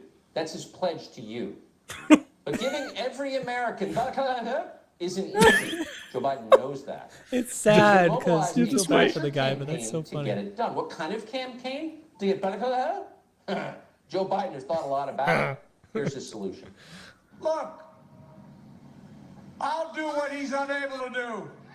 I'll lead an effective strategy to mobilize true international effort to pressure. Sure as Joe Biden's going to do that. Donald Trump can't do that. Donald Trump can't even pronounce. But Joe Biden can. Listen again. I'll lead an effective strategy to mobilize true international effort to pressure. Yeah. Should international we need an pressure. effective strategy to do that, whatever it is. Now, if you were a closed caption writer trying to follow along, you would just brush right past Fucking it with the brutal, word man. unintelligible. When Brutal. we're confronted with the word unintelligible, and we essentially don't know what the hell he's talking about, we know exactly It's Joe what Biden too.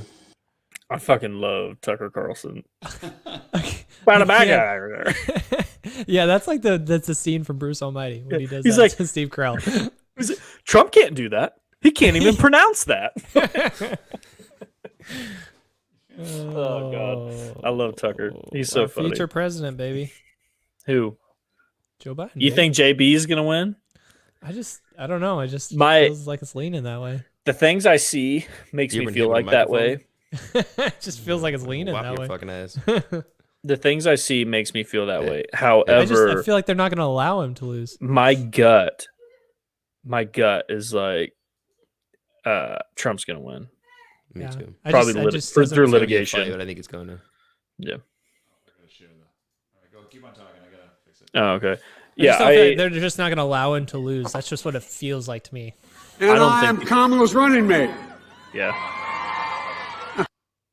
My name's Joe Biden. I'm Jill Biden's husband, and I am Kamala's running mate. Wait, you say I'm Joe Biden's Just listen. husband? You all think I'm kidding, don't you? His dementia slipped up hard right there. Yikes. God damn, man. Half the country voted for that. Yeah. More than Jesus half. He's got the Christ. popular vote for sure down That's low. because of California. They're all idiots. Well, yeah, and all the dead people, fucking dead people. I see dead people. That's why they're dead. They Yeah, just don't know how to live. yeah. It's because you voted for Biden.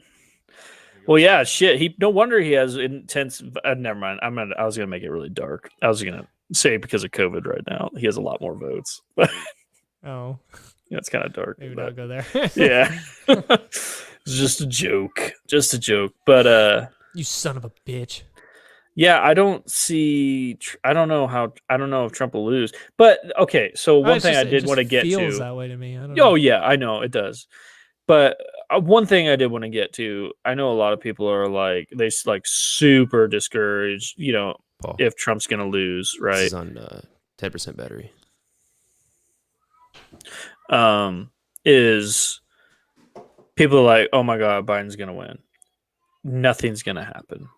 Yeah. The Senate is still, it's projected to be Republican. He will not be able to do his tax plan. He will not be able to do the Green New Deal. He Those will are the not two be, things that are just scare the shit out of me. Yeah, he won't be able to do any of that because the Senate, Cocaine Mitch, is still in there, Oh. and he's in McConnell. he, huh? What'd you say? McDonald or what's his last Mitch McConnell, Cocaine Mitch, bro. McDonald. Mitch McDonald. Mitch McDonald, right? Cocaine They Mitch. spent like $100 million to like get him out, and they lost. Yeah, they lost. And they did the same Yeah, thing in with Lindsey Kentucky. Graham. And That Lindsey Lindsey Graham. Graham was awesome. Fuck it, I love Lindsey He's Graham. the He's worst return hilarious. on investment you've ever had. Yeah, What was Trump's live thing about? I don't know. Where is it live? it was on Twitter. I just want to know what he's had, what he's saying. Oh well, let's see. I bet Twitter blocked Okay, him, here, so- hold on a second. It's just crazy that Twitter blocked his press secretary. It's fucking ridiculous. Yeah, Are I you saw sending me something? I don't understand how Twitter can do that. Dude, that was weird. And I was they had Jack Dorsey were talking to him, and I was having a hard time like in my own thought because they were fucking up a Trump, fucking up conservatives, clearly on that level, leaning one way. And I was thinking, I was arguing on the different side. One of my friends who were both conservative, but for some reason I had to argue it. I thought to myself, it's a social media platform made by somebody, some company, some platform. People are using it out of their free will. They're doing it out of because they want to use it, and they're talking to the people on the platform. And for a while, I was thinking to myself, isn't it that person whoever created the app or created the website, their right to go, nope, you ain't on here? Because like if I had a blog, that's the argument for it. But then I was thinking that for a while. But it's taken on a whole new meaning in social life. Social media and YouTube, Facebook, Instagram, Twitter, all this stuff controls more of the free world than our goddamn politics. Yeah, so like it controls everything. So that's why somebody had said, I think it was like 4 days ago or something. I had read somewhere they're talking about they want to put social media and online internet, certain things like this, under the platform of freedom of speech. The First Amendment, Yes, that's so good. I used to take that stance that you had. So like, okay, they're private companies, they do whatever the hell they want to do. But after seeing how it affects culture and how it affects everybody, it's huge. That it's a whole different animal than what it used to be, and that just simply can't. The same thing happened. It simply can't be. The same thing happened to the phone companies. Yeah, like yeah. That's a good point. I think about that. Where they don't get in trouble if a terrorist uses their. Well, there used to be stories of like, if you were on the phone and you're talking something about a political opponent with somebody else, they would just disconnect you. Yeah. And so they broke them up. So yeah, I've switched my tune on that one. It should be protected under the First Amendment. I switched my tune too because you can see how much they influence. It's fucked. Section 230. That's I think one of the biggest blunders when the Republicans had everything.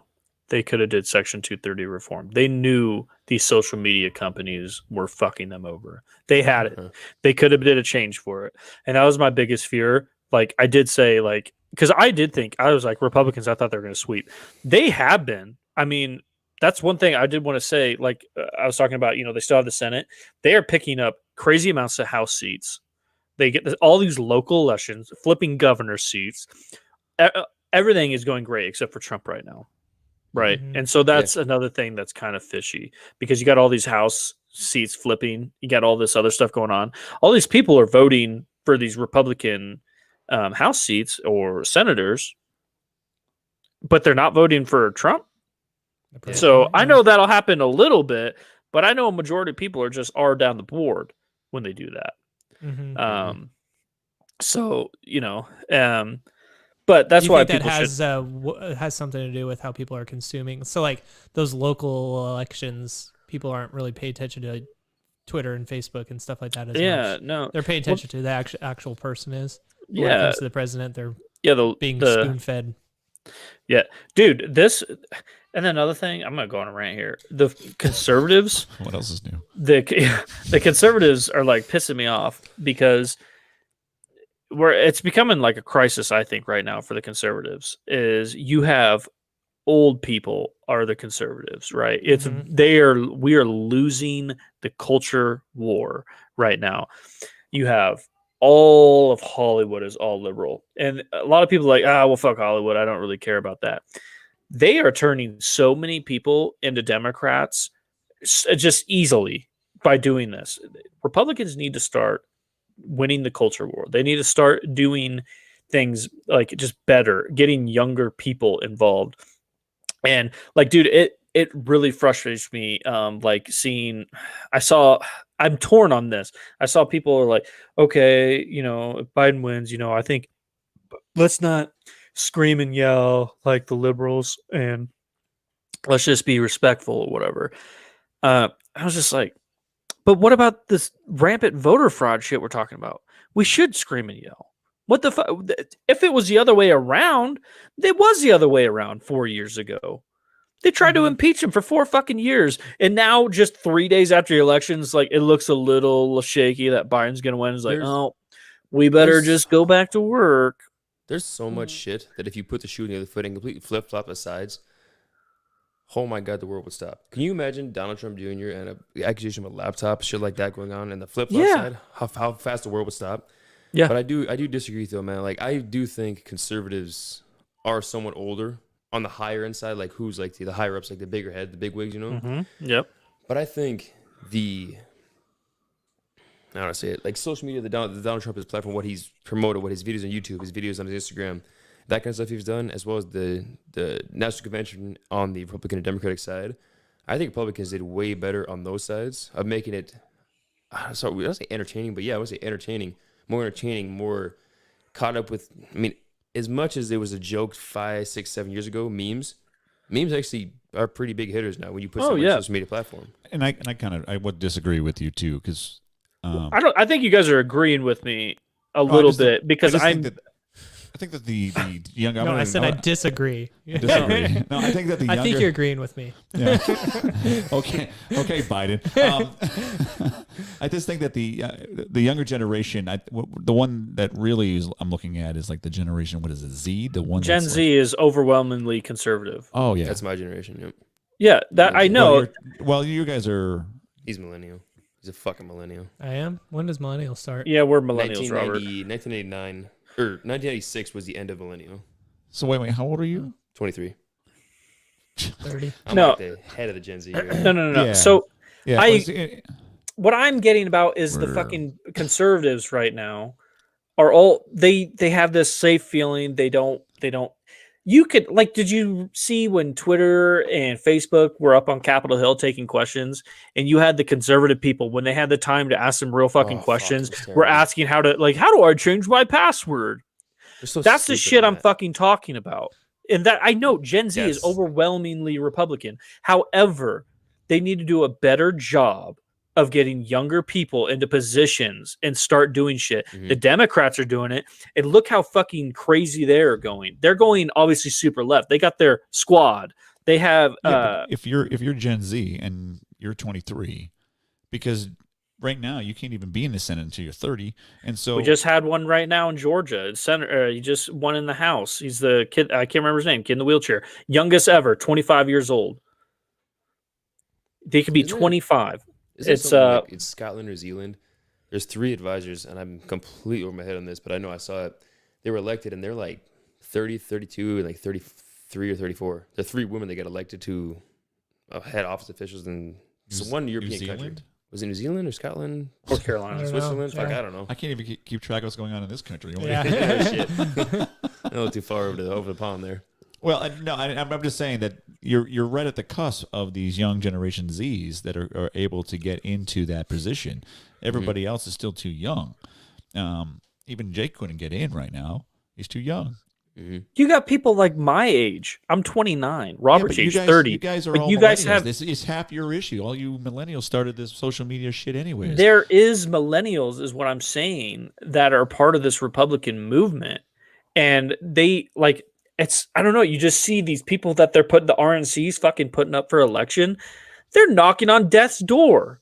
What the fuck? They don't even. You ask, hey, what's an ISP? And they're like, whoa, what's that? I don't know what an ISP is. I mean, to be honest with you, you want to do a lot of good. Get rid of all the people who've been in there for 50 years. Biden. I 100% agree. Yeah, that's. I mean, true. put some term limits on these jerks. Yeah. Well, yeah, they all should fucking go into politics say that. and come out way richer than they went in. Yeah, that's some bullshit too. Well, and I know Cruz has tried, and they're just never going to do it. Yeah. So I don't know what the alternative. I know that when Obama was in play, they were trying to do this convention of the state thing. That wasn't going to work very well because that's the only other way to do an amended is to have 3/5 of the states actually do the amendment themselves and then push it on to Congress. But then that means you need 3/5 of the states to actually follow on with that. No. And it's crazy how to get an amendment done. I mean, I can't imagine another amendment happening right now with all the people. Oh yeah. No. I don't know. I think we can't Republicans have really arguments here. They really need to. Young man, listen here. I'm telling you. They need to really look at the good things that the Democrat Party is doing to expand their party. The Democrats are doing things to help expand their party. No, I'm being dead ass serious. They're doing things that the Republicans are not doing. Yeah. I would say a lot of people like my age and around my age, a little younger too. A lot of what they fall into is the emotional trap of the shit they go. Conservatives, Republicans don't care about Black Lives Matter, don't care about LGBTQ, all this bullshit. It's not that we don't. It's not that people on the conservative side don't. It's that the left caters so much and pushes so much emotion that they can say whatever they want. As soon as that person who's my age gets the emotional trap on them, they cut it off and they go, fuck everybody, that's not me. You're all racist, sexist, misogynist, piece of shit assholes. I see it with a bunch of my cousins too. They're so fast to put out the word racist, sexist, all that shit. And once they say that word, they don't want to talk anymore. They're like, your word means nothing to me. Yeah. It's you're dead to me. Yeah, you're dead to me. One thing Trump did really, really good, win or lose right now, is he has fucked up the Democratic Party. 18% black male votes for a Republican president. big. The overwhelming Latino vote for a Republican president, they carried Florida. Yeah. The Democrat Party should be freaking out because they do not have a grip on the minorities anymore. And so that is a one giant win. Even if President Trump does not win re-election, that's another giant well win for the future. I got that right here, actually. Um, Edison exit poll, 2016 versus 2020 for Trump. White male was the only one that went down. White women went 52-54. Black men, 13-17. Black women, 4-8%. Latino men, 32-35. Latino women, 25-28%. And then anything other was 31-36%. So everything went up from between 2016 and 2020, except white men went down 7% or 5% in the Edison exit poll. What's happening then? Everything seems to have gone up. I mean, in the grand scheme of things. white males went down. Well, yeah, but it doesn't offset everything else that went up, though. I don't know. White males is a giant population here. Yeah. I mean, I guess in total population that makes sense. The one thing that fucking, if you want to do anything, is you see the stuff is the white suburban women voted Trump out if he does lose. It was an overwhelming 80-20 Karens. It was the name Women Karens voted for, dead ass voted for Biden. Yeah. It's I saw someone was like, man, we pissed off the Karens too much, guys. Yeah. I don't know, man. I think there's a lot of things that the Republican Party needs to work on. And I think it would be irresponsible not to look at what the Democrats are doing good, right? I mean, that's anything. You always look at your opponents and take what they're doing good. And as much as I fucking hate the squad and shit like that, they are activating so many Democrats right now. But Jake, you did say it right. They're all about feelings. And I think that's a lot easier base to work with, is when you're talking about feelings and how things go. And I think that makes it hard for conservatives because you're talking about logic, and you have to. It's harder to get there. I think the abortion one. I feel like the abortion and the gay are the two biggest ones, but I think abortion is the biggest to me. Not to me, two people that I've understood. Yeah. Because I feel like abortion is a very, very, very deep topic with very many subject points to it. But if you just look at somebody saying to the conservatives, all you want to do is take away my choice. And they say, it's like, they make it look like the only thing conservatives care about is you can't kill babies, fuck you, it's your choice. It's like, it's a lot deeper than just saying a couple sentences to each other. And the emotion comes in, and that's it just shuts people down. That's a bad one. Yeah, no, I don't want to dive into it. I mean, I totally 100% agree. There's so much nuance in it. It's very hard to discuss it. And when you have a low information voter, typically the Democrats, they don't look into all that nuance. They don't talk about it. They don't really go into it most of the time. I've noticed, it's weird to think too, last year or two, I'd say the news that came out last night is old news to what came out this morning, and this morning is shit compared to what came out an hour ago. News is so freaking fast. It's amazing how you can't keep up with shit. Mm-hmm. You can't keep learning. You're taking so much information in. It's crazy. Yeah. Well, yeah. And then what was it? So you said abortion. What was the other topic? Oh my God, I'm drawing a blank. What was the other? Oh yeah, that's the easy one. Is it should not have been even why is our government deciding who can get married or not? Marriage should be completely outside of it. And there you go. Solve the problem. Why is the government deciding who can get married or not? Gays should be able to protect their marijuana plants with AR-15s. Yes. And they can do whatever they want. Yeah. You're dead to me. You're dead to me. Yeah. But just want to make sure we point that out. On other news, new Rick and Morty season was pretty funny. Anyone watch it? No, I haven't watched it. Didn't that come out a long time ago? Season 4? It just finally hit out to Hulu not too long ago. Yeah, it came out a while ago. Actually, I was watching it live. It's like a year ago, wasn't it? I'm going to wait till it comes on. Yeah, I usually wait till it comes out on Hulu or something, or wherever it's on. But I haven't watched it all. Fucking hilarious. I only have one thing to say to you about Rowan. You're dead to me. Dead to me. No, I haven't watched it though. We I didn't should. spend any of this time talking about conspiracy theories. I know. Well, I literally was just gonna. just election conspiracy. I was theory. literally Well, just. I guess gonna- that's the hot topic right now is the Did they election. land? Robert, We did they land on the moon? We have a Did we have they a land half on the hour. moon? Let's go for it. Yeah. I You believe think it. so? I believe they landed on the moon. What's so on, interesting Joe? about the moon landing Dead to me. is Not how dead to me. they what did NASA didn't they lose like all their records of it? Like, you know what I mean? Their calculations and flight paths and stuff, they lost. It's all gone. It's all lost.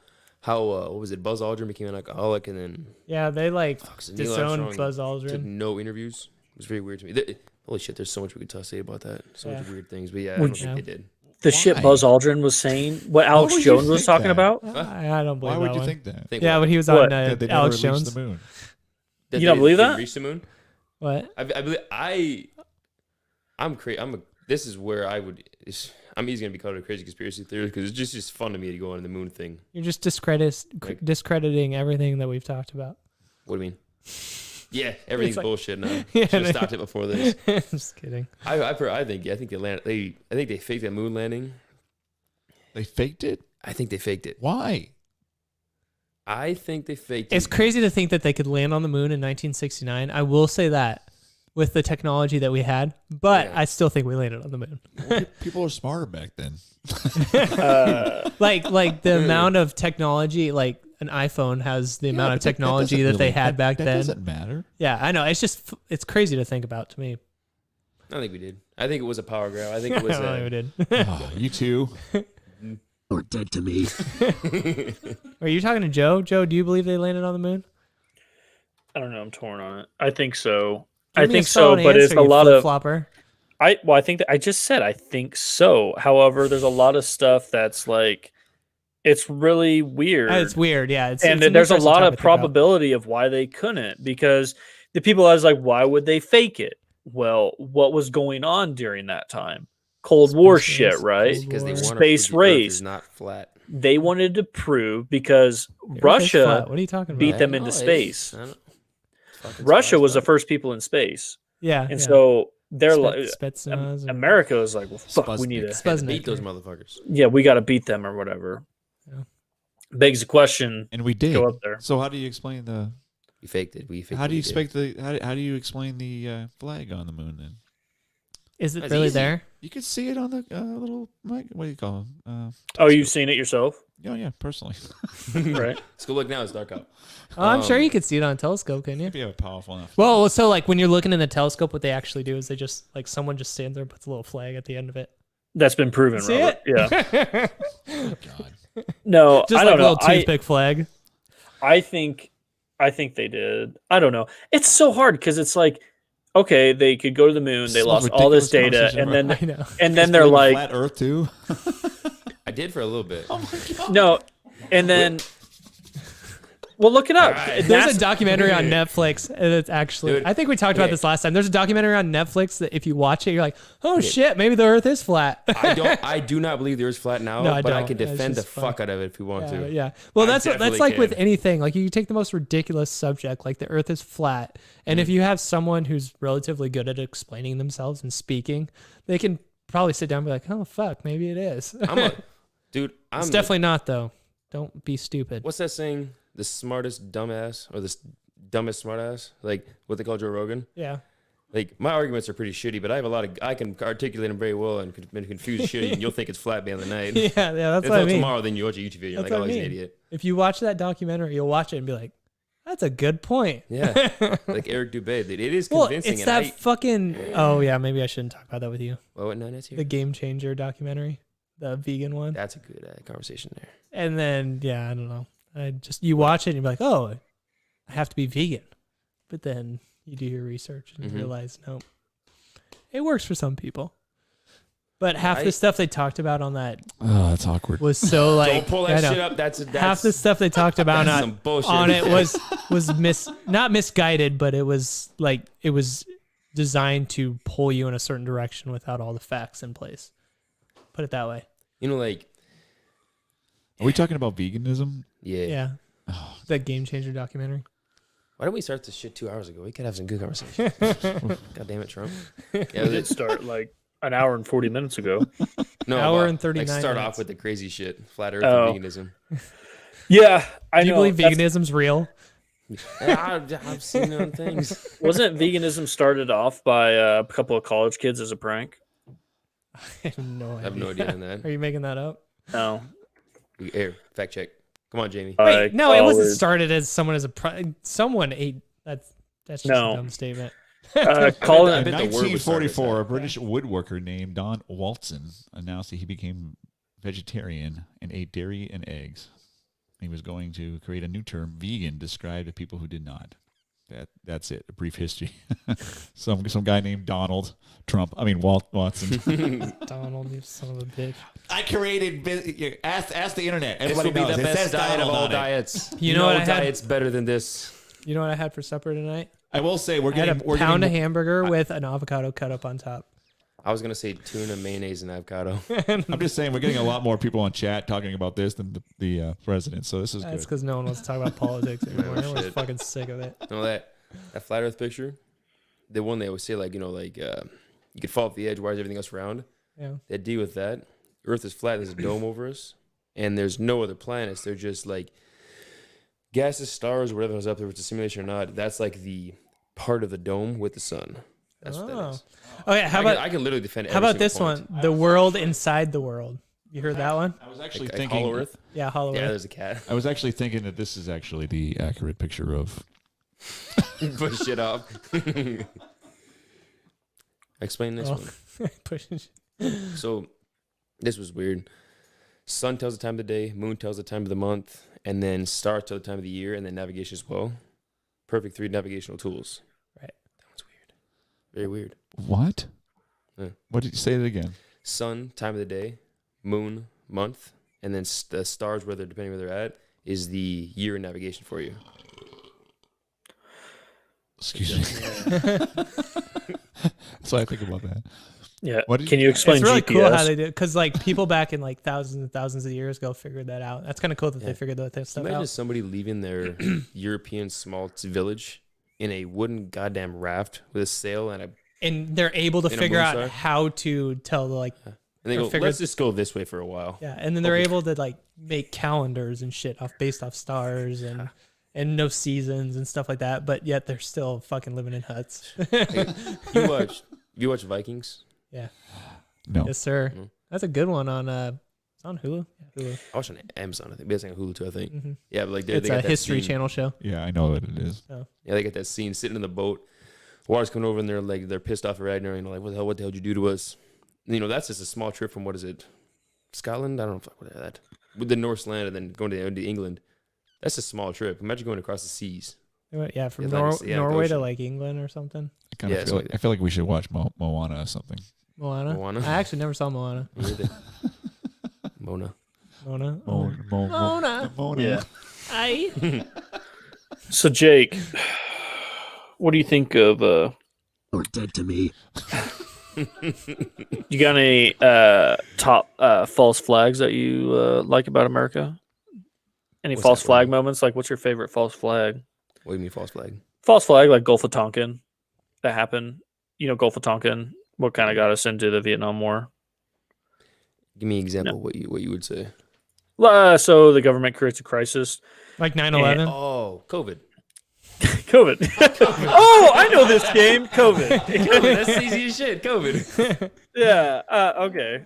Hell yeah, COVID. Oh, I thought you'd be all about those, like. Oh, I think everything. Like, Everything's a false flag. God, everything's a false flag. I think, hell yeah. Well, I mean, the proven false flags, Oh, like shit. Okay. like Gulf of Tonkin incident. Oh my God, I didn't know if you knew You any would- of those. The word proven makes it very hard for me because I could go in a circle for days. I mean, fuck. The one I was looking at recently, Muammar Gaddafi. Uh huh. That one I wasn't versed about like 3 weeks ago, and I'm trying to learn more and more and more. I actually watch videos a day about it. I think the Muammar Gaddafi one was some serious crooked shit. I think Well, yeah, what they he did was to against him- central banks, right? Yeah, central banks. He was trying to make the gold dinar powerful in Libya, and then I remember what the hell was it? When was he killed? You guys remember? Gaddafi, wasn't that like 5? Was it? It was really recent, wasn't it? It was in Obama's term, yeah. It was like, I think it was like 5 or 6. Like, I remember being in school and I remember hearing about Muammar Gaddafi's evil. He, has 100 wives and he rapes kids and he kills people. It was terrible. Then I watched 2011. And what's up? 2011. Sorry, go ahead. Yeah, it's 11 in. COVID. I remember hearing so much about he's the most evil man in the world, and then boom, he's dead. And looking back now, I think to myself, holy shit! Like, if I look at it as a conspiracist viewpoint, they're trying to put in the central bank to control the dollar, and then Libya, and he was trying to push against that to save his Libyan country, and many more things that I'm still learning about. So I'm not going to say anything about it, but yeah, I think that was some really crooked shit they did to him. I don't think he was a bad dude. Yeah. Us going into Iraq because they had weapons of mass destruction there, huh? Mm-hmm. They had oil fields, and BP needed some more oil. Yeah. 9/11 could be a touchy one too. Yeah. Right. Oh my Shouldn't god, say that I one. love the 9/11 ones. Those are real fun. Is there any conspiracy theories that doesn't involve somebody getting killed? That's literally all conspiracy theories.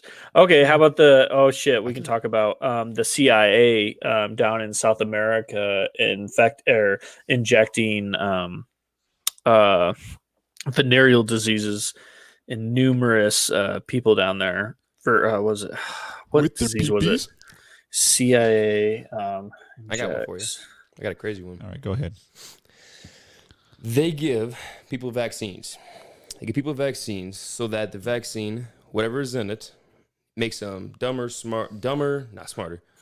weaker, more susceptible to outside theories and ideas from the government, so that this person works their life in the factory, does their bullshit job, and then over time this person gets weaker immune system, weaker life, yada yada yada. And then we get to that certain age where they've taxed shit of this person, they've worked their job, their day in day out job of 9 to 5 bullshit. I think we top as I think. And you get to, what's the retirement age? 64, whatever, 65. You get that age, take your retirement check. What is it? I don't know. You retire. Are you talking about what America wants it to be? No, what is the retirement age right now? 65 and a half. Yeah. 65 and a half. So you get to that age, you at 65 and a half are too slow to work in this factory, work this job. The daily 9 to 5, collect your salary check, collect your hourly check. So they say, take your retirement check, get the hell out of the way, bring the new guy in, and do the same goddamn thing because that's what we're programming you to do. I believe that's kind of what, like, everything around payment, salaries, vaccines, it's conforming people and shaving their edges off and making them pretty much a good worker and telling them to shut the hell up and listen to us. That's one of the theories I have. Really no basis. Yeah, because I mean, I can see why you would believe that. I'm not saying I believe it. I'm not saying you believe it, but because you use vaccines and money to control people. Vaccines, you use it because you don't want to die. You don't want your children to die. So you depend on the government to make these. Then you have the money. You depend on the, oh my God, my freaking camera went off. My mother-in-law is FaceTiming me. I would add the pineal gland thing is what I was thinking about. It was awesome. Yeah, oh my God, the pineal gland with the Fluoride. what do they fucking put in our water? Fluoride. They put the fluoride in there. That was huge. And then you had the In third your eye. toothpaste and everything. Yeah. Yep. Yeah. I can see how you can do that. But the one thing, like with the vaccine things, like that is so many. God damn it. Fucking. Oh, it's annoying. Okay, hold on a second. Let me put on my do not disturb. Here we go. I don't know why I didn't put that on earlier. Anyway, so She's probably watching it. She hates you. Fuck you, Joe. No, bad in 2020. Or she's like, vaccines turn the frogs gay. But the issue I have with those is that involves so many people, and it's like how.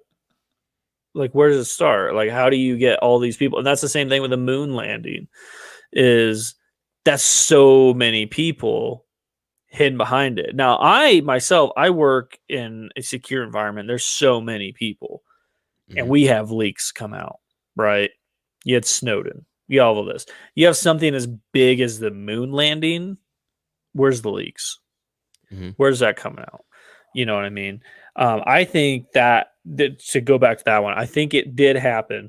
I loved what Jones was talking about, Buzz Aldrin. Like he's like, there was aliens there, Alex.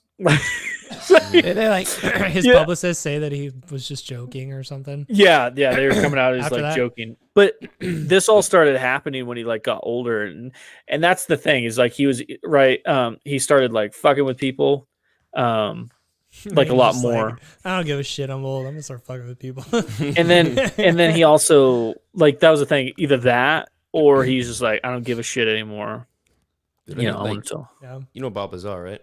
Yeah. Oh yeah. Yeah. Fanboys. I think like the Bob Lazar thing, I 100% think he saw some crazy ass shit, and I think aliens are real and all that too. I think he saw some crazy shit, and then I think he came out, and that boom, there's our leak. And I think I saw some. It was today. It was crazy. I read about it. Somebody said you take somebody like say, I don't know, maybe AG Bars. It's maybe a good example. I don't know.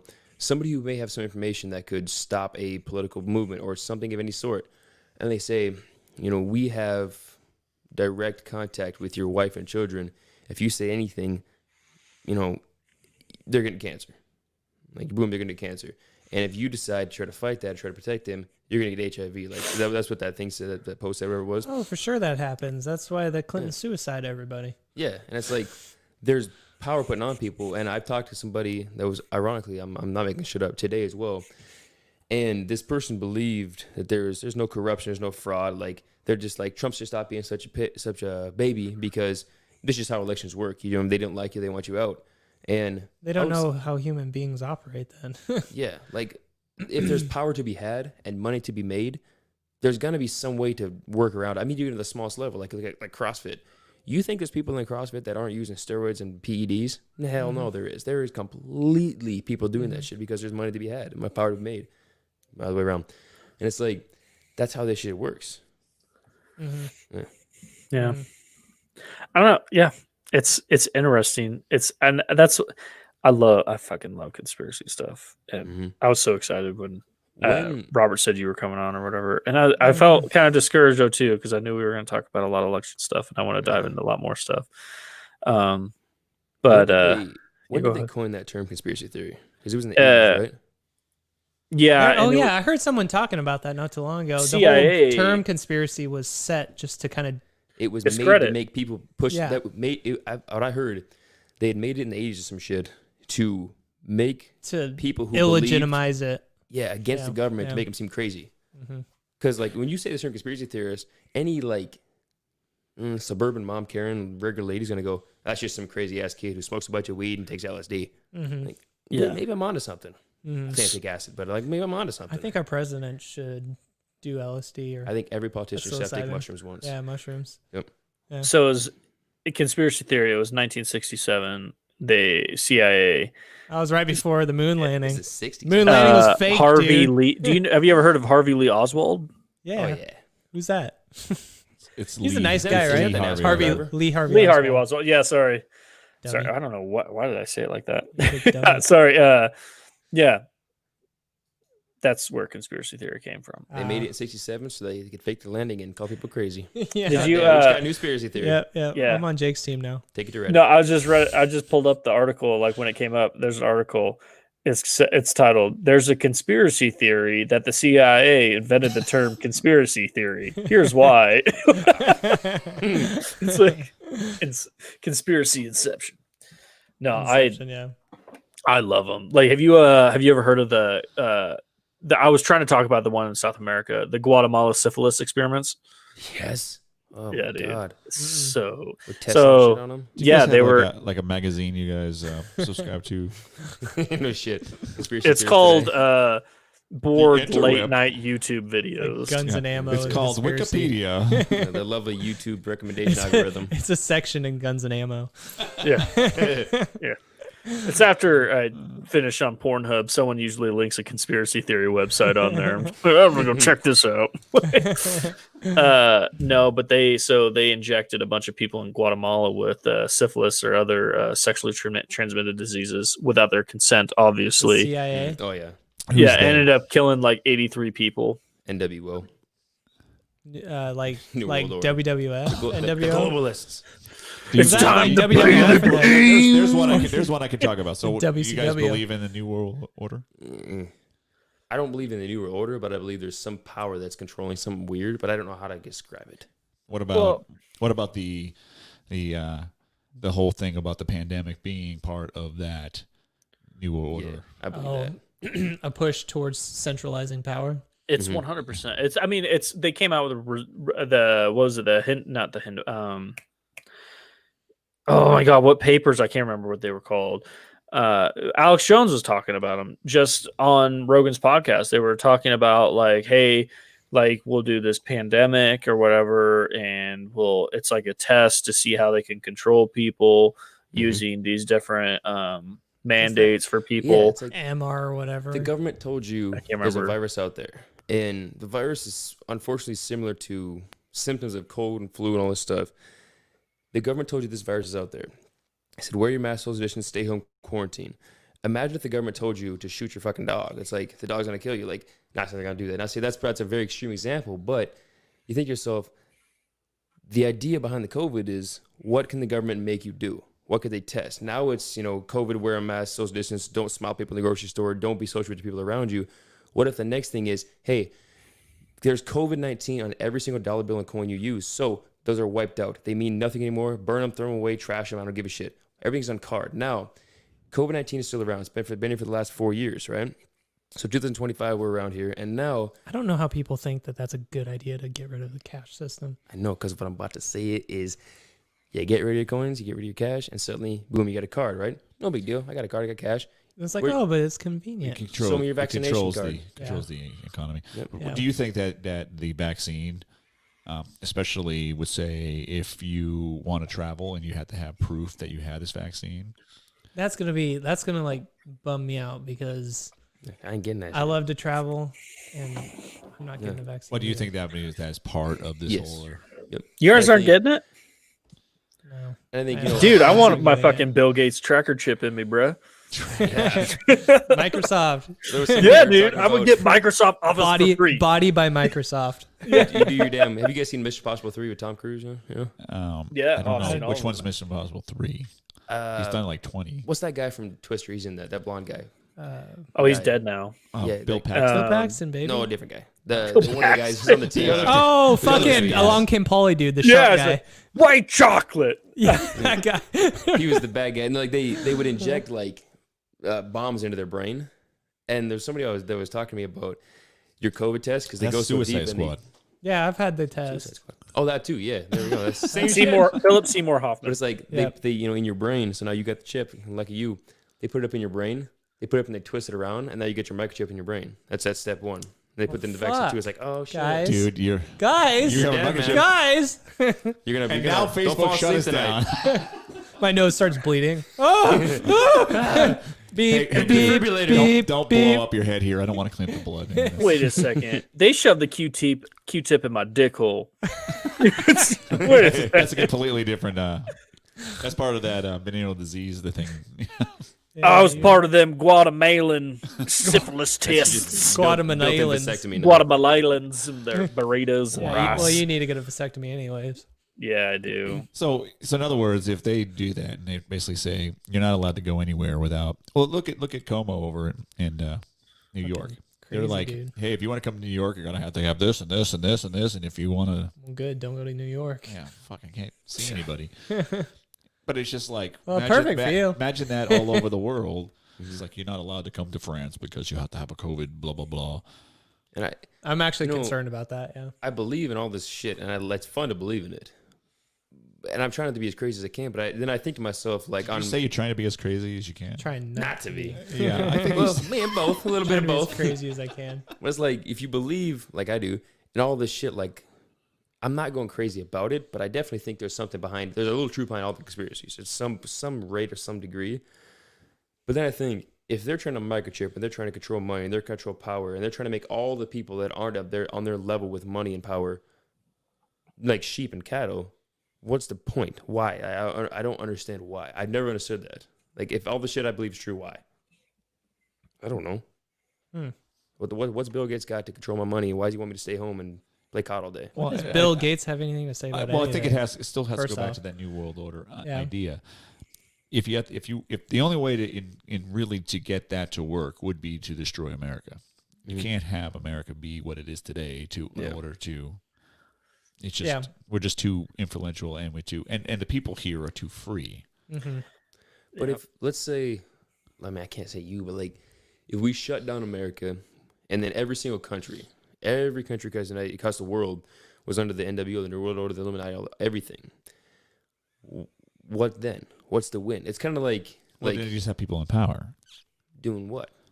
Like if money's not an object and it's just being in power. If it's just power to control the people below you, like I can just tell you, hey, you have absolutely no money. I control your money. I control your vaccines. I control your education. I can kill you when I want. Correct. It's almost like I think of like an atheist. When an atheist goes, "There's nothing out there. I just die and I go black." Like that makes no sense. That makes no sense. So what are you thinking? I really don't even know. That's why I struggle with it, because I believe in all the crazy shit. But I also think at the end of the day, if they win, What? I think that's stuck to the tape. It's like at the end of the day, if everything worked out and there was absolutely no roadblocks or barriers to what they want, say the globalists or Illuminati, and everything went there. So it's 15 years from now. Yeah. What do they win? They win power. I don't think. What do they do with the power? Don't think about the just end to game. have the It doesn't power. really mean it's just a. I mean, basically, you can watch any dystopian movie and have the oligarchs who own everything and the subjects that they have power over. And it doesn't really matter the end game, because it really comes down to they believe that we are a flawed society and that freedom is actually a hindrance and that we need to control what they do, because the human race is going to destroy itself because we have too much freedom. So kind of like they could live in peace because they know they can. Help people they're out. basically their point of view is that they're saving the world. That's really what we're missing. Okay. And that's why that's kind of the answer of like why when people ask like, well, if Republicans are the ones that think logically, then why are the liberals the ones that are the mostly college educated? Kind of alludes to what Paul was just talking about, is this idea that they think they know better than what you know. They know what's better for you. So then, they need to control. Yeah, they need to. You don't need this freedom because we know how to take care of you. That's why socialism and communism ends up happening. Correct, and it's actually the complete opposite of what is actually. I mean, I'm going to say I'm going to look at the internet and say this is what I think is true. Yeah, the complete opposite of what is actually true, because the more people that are free that can collaborate together, and the more people that can grow and make their own products and sell with somebody else that has some other product, and then they invent something that does different things. The more people that can do that, the better off that we are. So then, if we have one centralized person that's saying, I just want this to be done, it doesn't work as well. That's why you need to have freedom. That's why you need to have freedom of so the skills that Robert brings to the table and how he can bring something, and I have a different kind of skill, and I can get, hey, Robert, our skills, I don't have your skill and you don't have my skill, but we can collaborate and we can create this bigger thing that can change the world. That is actually the way that economics and everything is based around. See, and I 100% agree with the freedom. Like, I think that is I think it's the right way. But if I were to say, like, why do you say think? Believe, I don't know.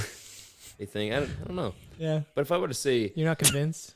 Yeah, because of this. So let's say right now, you're not convinced of freedom being the right way. Let's say if I don't believe in the freedom, and like suddenly, like what we just said right here, if I flip flop from freedom to thinking maybe the globalist and New World Order Illuminati way is the correct way, and I say, hey, please don't eat me, please don't drink my blood for adrenochrome, please don't do any of this to me. I want what you guys want. And what if suddenly I somehow got into the loop and I said, the average American, average human is pretty goddamn dumb, because I think it is kind of true. Like, I may be part of the group that's dumb, I don't know, but I think a lot of people are unfortunately uneducated. I don't think they're dumb. I think that they're egotistical and they're sinful. That's a good way to put it. Yeah, that's a good way to put it. It's like half of America is eating themselves to death. True. Yeah. If I say those people, the lady who got 13 McDoubles this morning at McDonald's, did you say McDoubles? McDoubles, yeah. She ate her ass off. she needs to be controlled, and I'm in the loop. Like, how does somebody convince somebody, like, say, if I were to say that and I fully believed it, because there's people out there that probably do believe that. Mm-hmm. How do we say that's not right? Because they say, hey, they need help and control. Let's just control them. Like, how do moralists you say no? You guys are fighting for my soul right now. Well, no, it really comes down. I agree with him. I'm Yeah, just trying yeah, to say, yeah, what I if? know. What if? Yeah, you're playing devil's advocate. The problem is that you can sit there and go, "Hey, I want to save your soul," but really, when it comes down to it, is that regardless of what you think about, even kids, you can sit there and try to control them as much as possible, but it really comes down to it. They either have to grow up and become independent, or they're just going to be like, I mean, what's the point? Because, and that's why every time, and you can probably back me up, Joe, on this, every time communism or socialism and all that, they try to do that, that's why it always ends in death, and eventually people revolt. Yeah. That you rung right there. Yeah, that's agree.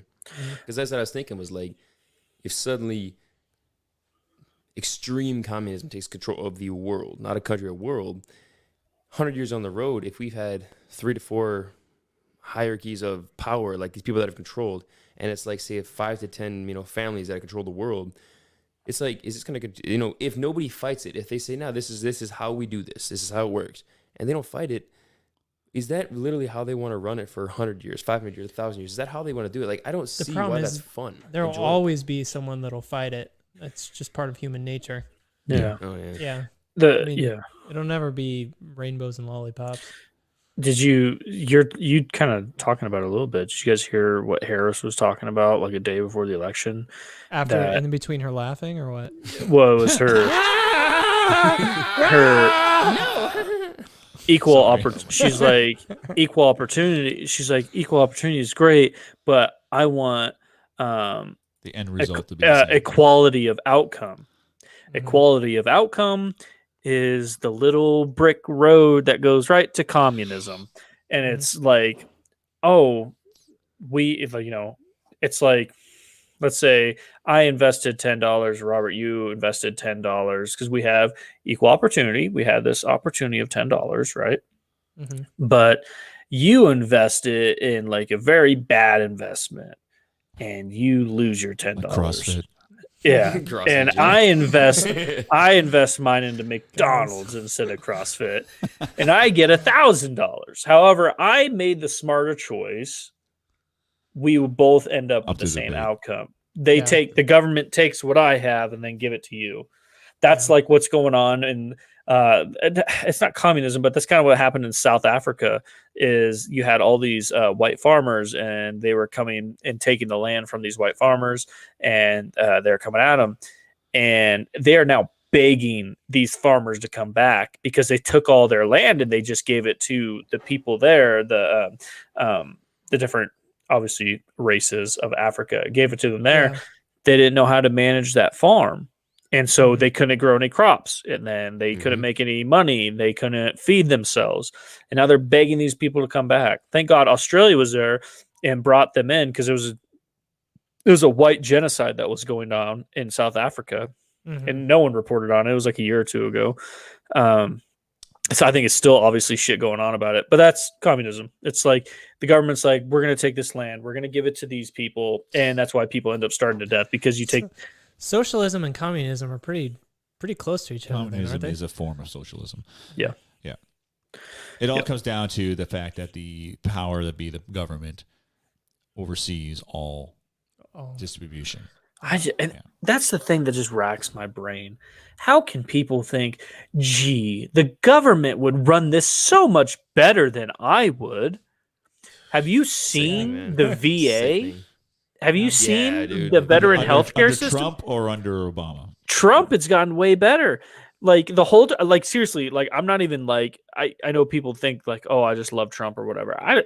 Him as a person, I don't really give a shit. I love everything he's done for this country. I love all the things he's doing.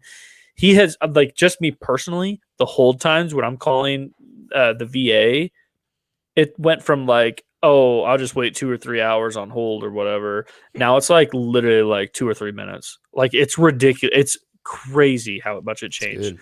And because you'd have reports when Obama was in office, you'd have people waiting weeks to see a mental health expert at the VA people literally on hold or whatever kill themselves. Military people commit suicide it's fucking ridiculous. because they could not see anybody. There was no one there. And So I got it's a friend in like, Minnesota that's like, yeah, he's had hip problems and back problems, and he's, he had an injury overseas, and he can't walk, and he's been waiting for like 8-9 months to get anything he looked at. He could barely even walk and move. He can't even get to his job. Yep. And it's like, he's not gonna, I mean, hope he don't kill himself, but it's like, yeah, that's insane. These are our troops that protected our country. Yeah. And and that's still happening now. And I mean, I do think a lot of stuff Trump did do. Is what you're saying? It's a lot better. It is better, but it's a big time God, difference. it needs. But he to, fired everybody, and then the media was crazy about it. Oh my God, how could you do that? Yeah. But there's a lot of improvement that still needs to happen. But that's right there. That is a small fraction. That's like 1% of our country. 1%. It's like 1 to 3% of our entire country is veterans. And then you want to do 100% of our country doing this?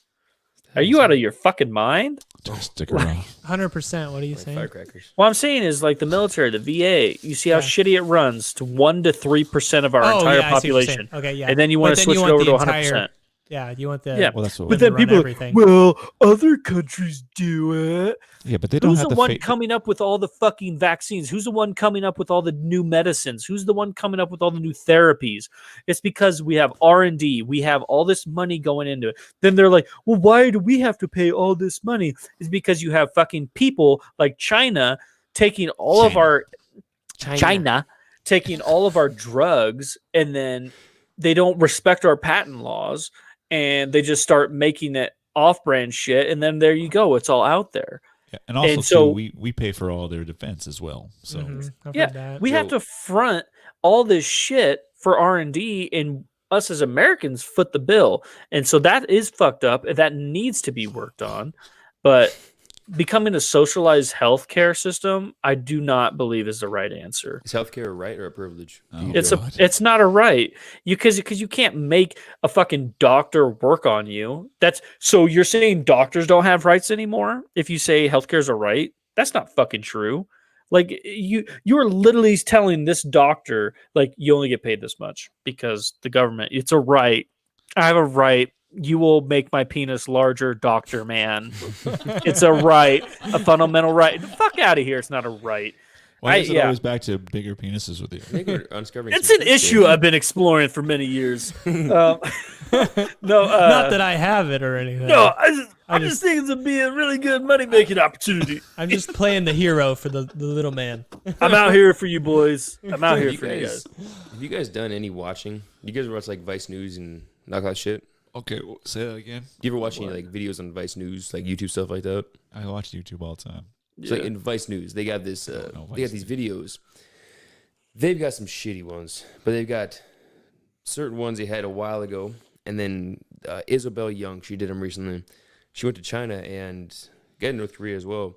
And she showed people, these Muslims, these Uyghur Muslims, going to internment camps. Oh yeah, or re-education camps, what they call them. She showed so much of the shits over there, and the people over there. It's amazing how brainwashed they are to believe these re-education camps aren't internment camps, and how normal it is, how it's okay, they're here to hurt our country, and how they take these young children and put them in these lockdown kindergartens, and they make them chant like Chinese rhymes and songs and shit like that about China. It's the same fucking thing as the Hitler Youth, and it's just exactly the they're same. catching them young. Oh yeah, I've said it for like almost 3 years now. I told my dad, I believe China is the new Nazi Germany. I think it's going to come out. And, people back then were saying, well, how could they just let that happen? Exactly what's happening today. Mm-hmm. Exact same shit, man. Well, Trump's crazy. already been coming out talking about the Uyghur Muslims, but nobody in the media is talking about it because China has our corporations nuts in a vice, and they hold them. Biden's nuts. Yeah. But yeah, it's the Uyghur Muslims. It's fucking disgusting. And it's one thing that it kind of frustrates me is like, we'll hold them accountable.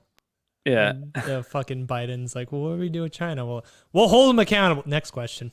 Yeah. It's like, what? Yeah. Why is it our issue? Why are none of these other countries stepping up and doing something? You know what I mean? Yeah. And, It's people always hate our issue. America so much because we're world police. I mean, we go out and have to do all this, and then people are like, why can't America keep their stuff together? Well, it doesn't look like anybody's stepping the fuck up for these Uyghur Muslims. Millions of people in these fucking death camps that this shit is happening to, and no one's doing anything about it. That's the shit that surprised me, is like North Korea, I mean, literally keeping their citizens like in death camps and shit like this. Why is no one okay?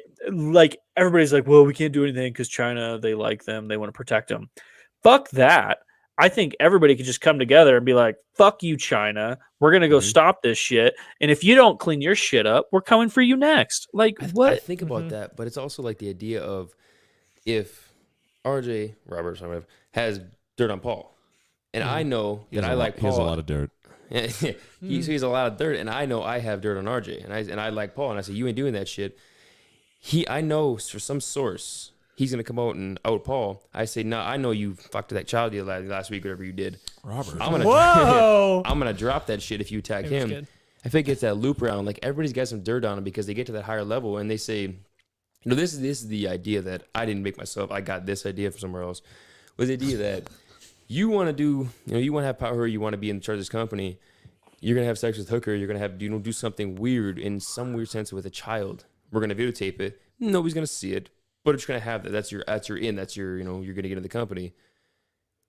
And that's like the loop around, is you always have something on somebody somewhere, and nobody's willing to take action because somebody somehow has something on them. And that person has something on them. It's like, well, that's that whole Bohemian Grove that they were talking about, is doing that, or the Skull and Bones. That was part of like Society. the entry to it. Like, you had to do something in front of people. Just yeah, so that dude. something on When I felt so uncomfortable when Jones was talking about that with Tim Dillon sitting right next to him, when they were bringing up like what Nixon said. Nixon's quote was like, "It's the most faggoty thing I've ever seen in my life." Yeah, that's an actual quote. That's an actual Nixon quote. Everybody, hold on, you gotta fill me in. What was that? Tricky the dick. Bohemian Grove. Someone asked Richard Nixon, like, what about Bohemian Grove? Someone asked him, and he said that. I don't want to say it again, but like he said that what I had just said. It's like, yeah. I don't know. Jones is talking about Jones is talking about with Tim right Dillon sitting right next to him. Tim Dillon is he swings for the other side, and yeah, and I was just like, Jamie would like pan over to Dillon, and he's just like. but I think didn't give a shit. I think oh yeah, he doesn't give a shit. I think he was just like, I'm so glad Alex is talking about it right now. I love you, Alex. I love you. But anywho, I don't even know what I was fucking getting at. Yeah, I think they might have that shit. They might have stuff on people, but that's one thing I think why Trump was getting a lot of shit done. If your theory's correct on that, Jake, is during the election of 2016, they threw everything at him. That Access Hollywood tape was their like, let's throw it at him, and that hit him, and he's like, "Oh, what the fuck is this?" And then he just wiped it off. You know what I mean? So, and North Korea. This peace in the Middle East. I mean, obviously, I think. Oh, is he? Should I have another beer? Fucking downing. Hits like crazy. Yeah, I think Jared Kushner. Wrap it up here soon. I'm gonna wrap you up. I was saying, but I think Jared Kushner obviously did some devil worship shit and got those peace deals in the Middle East. That guy's creepy as fuck. Whatever you gotta do to get the peace deal set. I was saying the same shit to you a couple weeks ago. Remember we were talking about like why retire? Like we said, like why people retire kind of thing. It's the same idea of if somebody works a job and they keep working their job and they work up and up and up and up and they eventually make $100,000, $500,000, $1 million, boom, boom, boom, keeps going, and they eventually they're worth $1 billion, whatever it is. That person gets to the age of 55, 60, 70. You've worked all your life for this money, and I think to myself, you wasted 50 years of your life working. Mm-hmm. The end goal is to have a large bank account, to buy a yacht, sit in the ocean, whatever the hell you do. Why? Like, Illuminati is a reason to control people. With the average person, what is the point? Like, why? What's the point of money? Just to live stress-free? I don't know. The issue with that is the more money, and I've seen this before, the more money you make, just the more money you spend. So you never really get out of that debt cycle. Yeah. It's not true for everybody, but it's true for a lot of people.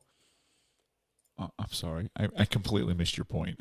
No, I got your point. I got your point. it was kind of like taking like the Illuminati idea of like controlling the whole world, Illuminati. and scaling it down to like we talked about this a while ago. Money is about the. what's the point of working if it's just to have money and a career and a job and retire eventually to be happy? At what point? Why not just say Purpose. make enough money to live and then just live happy?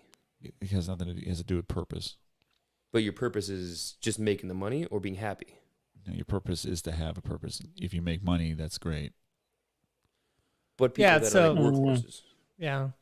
Well, you're getting like purpose and making money confused with each other. Like you can have purpose and not make very much money. Your purpose is not making money. Yeah.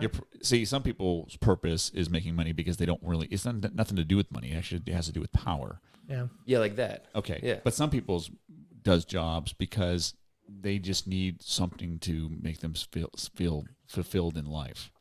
Yeah, I get that. Yeah, because somebody sits at home in like in a 2-week quarantine from COVID, they're gonna lose their mind because they have no purpose. Yeah. Which is the reason why people who want to do nothing because they want to get money from the government, they're more depressed. Say it again. So people who just live off of social services, they're more depressed because they don't have purpose in their life. See, and that's like think about like Ralph Waldo Emerson, like, his book.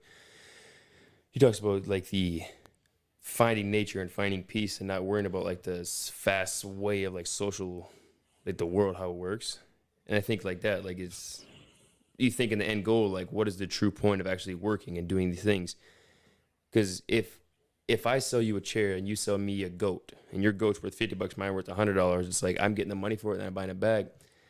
I had this weird thought, and it's very like loose cannon. Sorry, it's very loose cannon. But I think to myself, I work for the money to buy these objects. Why? I wish it was more of like a way of the trade deal of I make chairs, you raise goats. I trade 2 chairs for 1 goat. That's how the world works. And it's like I feel like that's a very bartering, better way to do it, like bartering. That's what I was talking about with changing. The thing is that right now our currency system is what it is, and we put value on this money. But as I said before, I pay Robert money to teach me how to work out. In turn, he could. I mean, he doesn't do this because he finds somebody else, but he could come to me and say, "I need somebody to do my taxes." So therefore, I go, "Okay, fantastic." It is a sense of bartering, and it is a sense of bartering. Is this what free market capitalism is? Don't say that. How dare you? How dare you? Guys, we're going back this to sounds what pretty racist to me. This is what we're talking about with like the fact is that our skills and individualism is really the key. And that goes back to freedoms, to have the freedoms to be able to pursue the career that you want to. Having the freedoms to be able to do that for the betterment of the thing. Now, are there people out there that will take advantage of that and do mischievous stuff? Yes, of course there are. But you also have to have the understanding that if Robert is a horrible racist of a person and likes to fuck babies, as you said, Jesus, they're getting younger and younger as children before. I keep getting older. They say the same. I like pregnant women in utero. He just starts fucking me. I'm just fucking him right in his dick hole. I'm going right to the source. Okay, so oh my god, you have to understand that I would eventually, if that was a true thing that came out, I as a consumer to Robert, and I would not give him my money to train me anymore. I'd be like, "You're a horrible person. I am out. I'm not training with you anymore." And I would probably say, "I'm also not doing your taxes anymore." So the people who are, ultimately, because that's why they have to do it within the shadows, because they don't want to show this horrible part of their lives. Yeah. But again, now we're going to get into a religious conversation. But the other side of that is that people are fundamentally flawed and they're sinful. We know this. The other side of this coin is that people believe that people are genetically good. They're just they're good. And I believe that we're not. We're sinful. That's what we are. And so we have to fight against that nature all the time. Because we can dive into it real easily, which is what you're seeing in all these riots. And so, I don't know. I've also been drinking a lot of whiskey. So. Well, that's the beauty of having the freedom to be able to pursue which career you choose to pursue because unless you're in communist countries where they tell you is like, well, you're baking bread, to do bitch. and it's very easy to go that way, so you got to be careful. So I mean, I can tell you I used to make a lot more, but I chose to step away from that and do what I want to do, make less money, but I found a passion. Well, let me ask you a question. Like this is it's going to sound silly when I ask it, but who is your favorite superhero? And why? And I will tell you mine after you. Does it matter what universe? No, I don't care. It doesn't matter. Fuck, I don't know. Thor. I'd say Thor. Why? Because he's bigger than life. He seems like a god. He's just big. Like he's larger than regular humans on Earth. He's not from our Earth. Blonde hair and blue eyes. Robert, RJ, whatever you want to fucking be called today. What is your favorite superhero? Call me Jess. Jess? What's your favorite? Betch. I always really liked the Flash. Why? I just thought it was so cool to see him like being able to like fucking run fast. Okay. How about you, Joe? What do you think? Squirrel Girl. Oh, yeah. She likes nuts. She likes nuts. Squirrel Girl. Squirter Girl. Squirrel. He's watching Pornhub. Squirrel Girl. Oh my God. Well, Ping Pong Girl. The thing is that when somebody asked me that question, and this is something I've been thinking about a long time. It's not something I'm coming up right this second. I've always thought I like Clark Kent, and you're like, oh, Superman. I'm like, no, not Superman. I like Clark Kent because there's an individual right there that has all the power in the world, but yet doesn't use it. And so there was a book that came out. I can't remember what the name of the book was. I want to say it was like Superman saw like the world hunger, and as Superman, he tried to go out and solve world hunger, and he couldn't do it because he suddenly realized there was all kinds of systems in place that he didn't realize, corrupt governments and different things that were not in place. And at the end of the day, it was Clark Kent as a farmer from Kansas who went out and taught people how to farm. And that was the way that he contributed to that problem. He couldn't solve it as Superman. And so that's the way that I look at the world. It's like the world is fundamentally flawed, yet there are good people out there that can make a difference. Mm-hmm. And so that's why. That reminds me of that Evan Almighty movie. Remember that? Oh, yeah. Evan Almighty or Bruce Almighty? Evan Almighty. Where he goes, one act of random kindness. And then there was a guy I follow. He's Derek White. He's a veteran on Instagram. Awesome guy. And he has one thing, like a couple years ago, he talked about your 6 foot circle. Like your 6 foot circle around you is what you control. He goes, it's a really kind of a stupid way he put it, but it works. He goes, I can only control what's around me every single day. So people that are across the world that I can't help. I don't help. It's like, it's what you can control around you. Not trying to be cynical is what you worry about. And every day, if you help one person that day, like everybody's fighting a battle you know nothing about. If you can help that one person that day, boom, that's good. If you can help one a day for 365 days, that's almost 400 people a year. That's good enough. 400 people a year for 50 years, if you can do that for the rest of your life, that's a lot of people of your life. It's like, yeah, that one person close to you control. Unfortunately, I can't, at my financial state and who I am, help a lot of the Ethiopian children across the world that are hurting. But if I can help somebody around me, and then they can connect, everybody in the world through 6 people, they can help that person. Yeah. Correct, which is what I'm talking about with skills. Yep. And if you have, I'm pointing at Robert, if Robert has a skill and you have a skill and Joe has a skill and all of you guys have a different part of the puzzle and you guys collaborate together, the thing that you birth from that collaboration can solve world hunger and Ethiopia. And that's why we can't have communism. Correct. Yep. Because that collaboration would never be allowed to happen. Because of government rule and red tape and whatnot. I agree with that. Yeah, that's why I need the freedom. Correct. Mm-hmm. That's why more people with free thinking will solve more problems. You ever heard of, Joe, what is it called? The wisdom of the masses or the group? Groupthink? Not groupthink. What are you That's trying a different to say? thing. Wisdom of the masses is the fact that when you the best example I have is, because I've heard it before, was if you brought in a cow and you said how much does this cow weigh, And then you have the people who are village idiots, and they're going, "Oh, it's 5 million pounds," and you have the butchers going, "Well, I'm an expert in cows, so it weighs this much based on the way it looks." That you take the average of all those crowd, and you basically get to a point that that's the correct answer. And I think it's within a margin of error, like nothing. It's almost like exactly what it's supposed to be. That's the way that I look at the world, because everybody has a piece of the pie. And if you look at the whole, you will figure out that, we kind of do know as a mass, not an individual person will have the answer, but as a group, we can figure out the answer. Go ahead, Joe. Well, I was just saying, I knew what you're talking about now. It's a collection. It's like a collection of human knowledge. It's like what a lot of, I remember reading about it. It's like what a lot of websites are based off of now, like Yahoo Answers. You ask a question, right? You'll get let's say you ask a very simple kind of question, you'll get 5,000 people, but then to answer that question, they might not all be the same, but then you can upvote it. Those people will be able to upvote it. So let's say out of those 5,000 answers, there's one of the answers that has like 4,000 upvotes to it, right?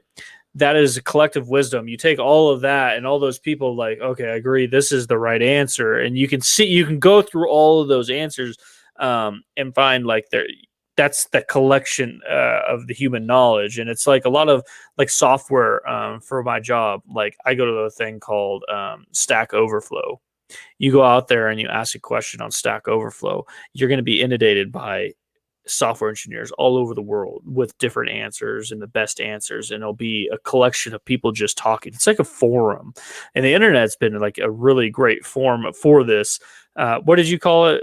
Well, I think it's called a collective of wisdom, or wisdom of the masses. Whatever it is, it's the human.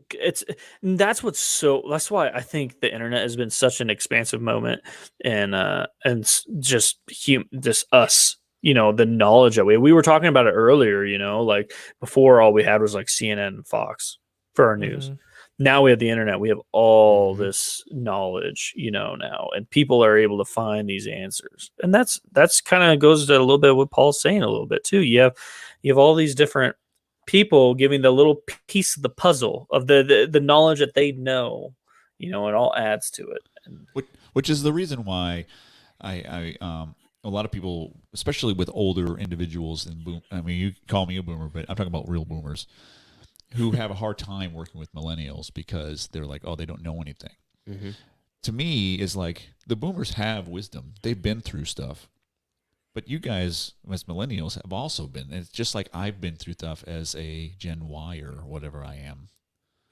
And then you have the Gen Zer who's going through completely different, because they grew up in this time of a completely different medium. But if that boomer doesn't adapt, is their opinion still as valid as the boomer who does adapt? Of course it is. Because everybody's opinion has equal weight. And then eventually, if you take all that data, if I listen to the boomers and his stories and his wisdom, when I say the boomer, but it's kind of like the old days. You sit down with the elders of the tribe or whatever, and you listen to their stories, and then you go to the young people, and they all have their different experiences. At the end of the day, you take all that and you sit there and go, "This is the decision I need to make." But it still has the same amount of weight because they do have experience. And to undermine that is the same thing as saying you as a Gen Zer doesn't have any weight because you're too young. I agree with that. Like, I 100% fully agree with the idea of the collective wisdom coming together to form the correct consensus of the group, right? But I don't want to get like too pedantic with it, like small, but like I have a lady that I know who's in her 80s, and she's jack of all trades, very smart lady, and very knows a lot of shit. She's been through a lot in her life, and she's very with it at 80 years old.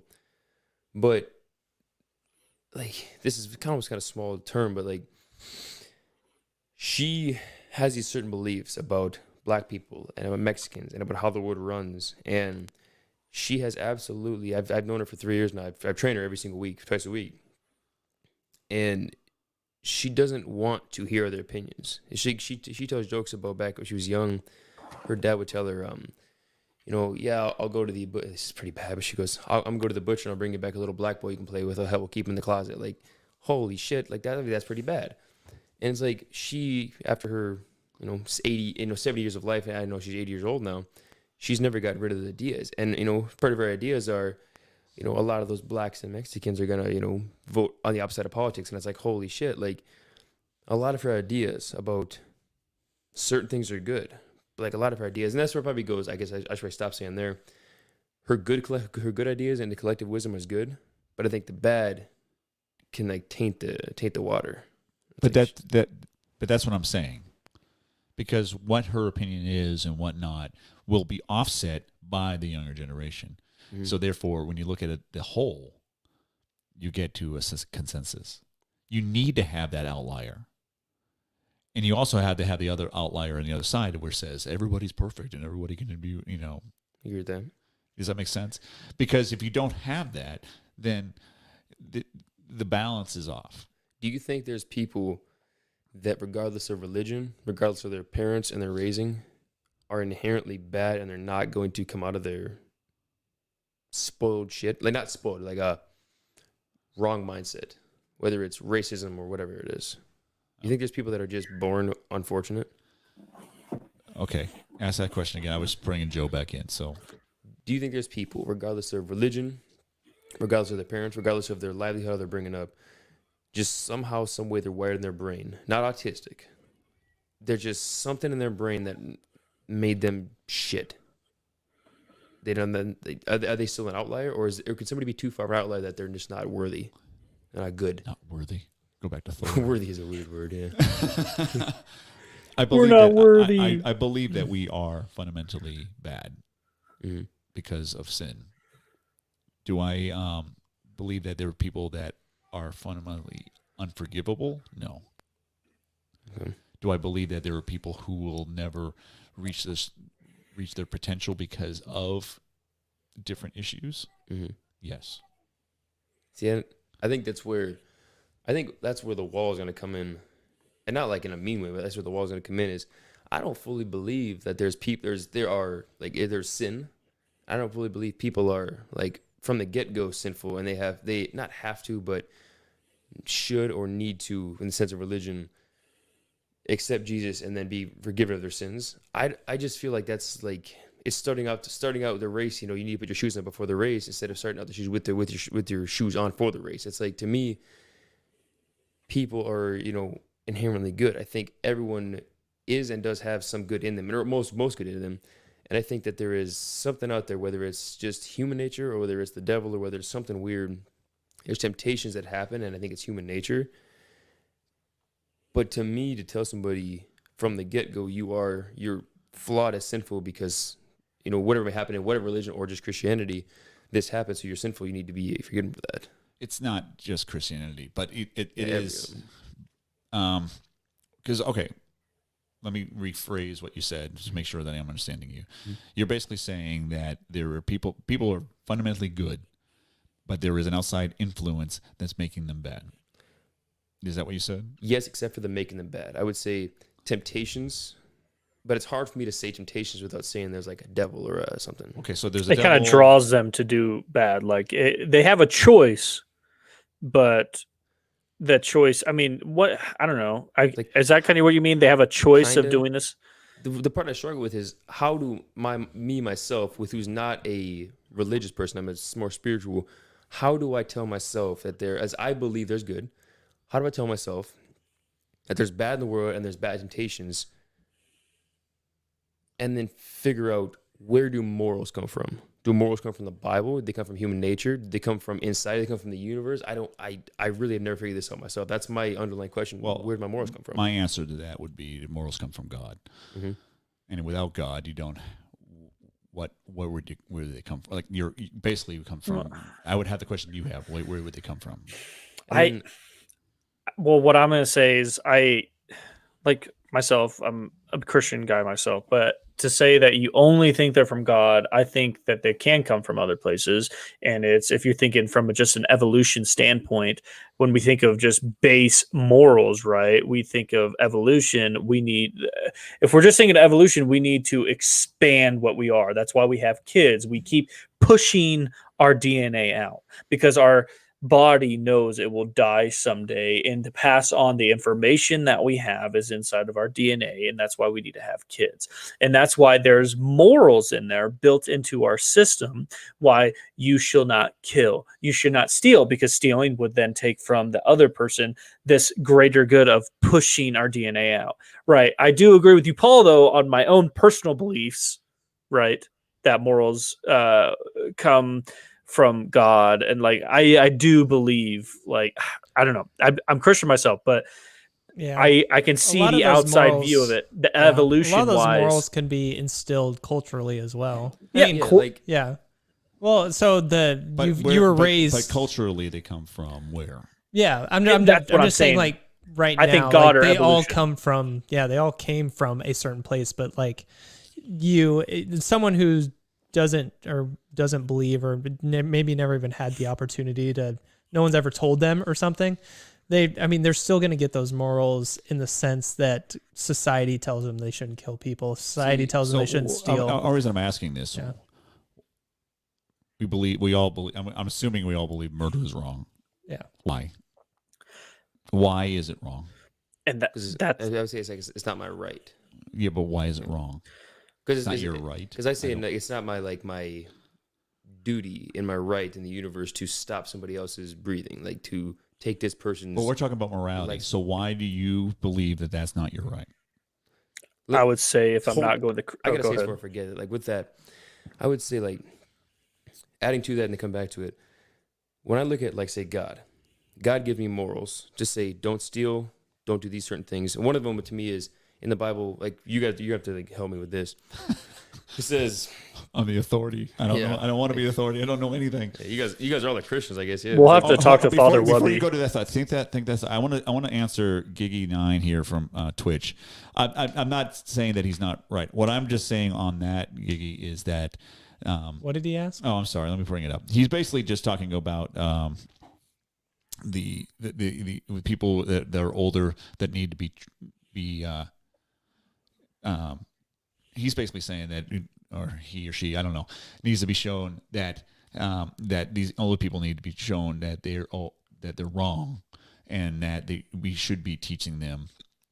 Well, I do agree with that. I'm just saying, in the grand scheme of life, we were talking about the group mentality and the overarching outliers, that if you get all those different opinions, when you get all that down to the sum of it, and with the average of it, that is the answer. Mm-hmm. Mm-hmm. And so if you don't have those people who have those opinions, then it doesn't really balance out. Mm-hmm.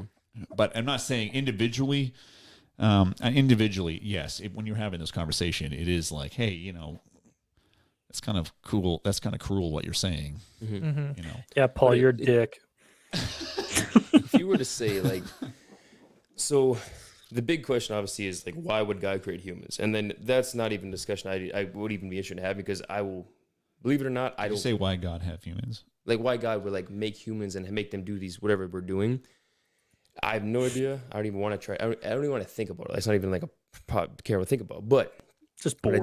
What I do think about is, in the Bible it says, shall not lie to the man, or something of that sense, right? But then it says, from what I believe is, it says, love everyone else as you want to be treated. Like, treat people as you want to be treated.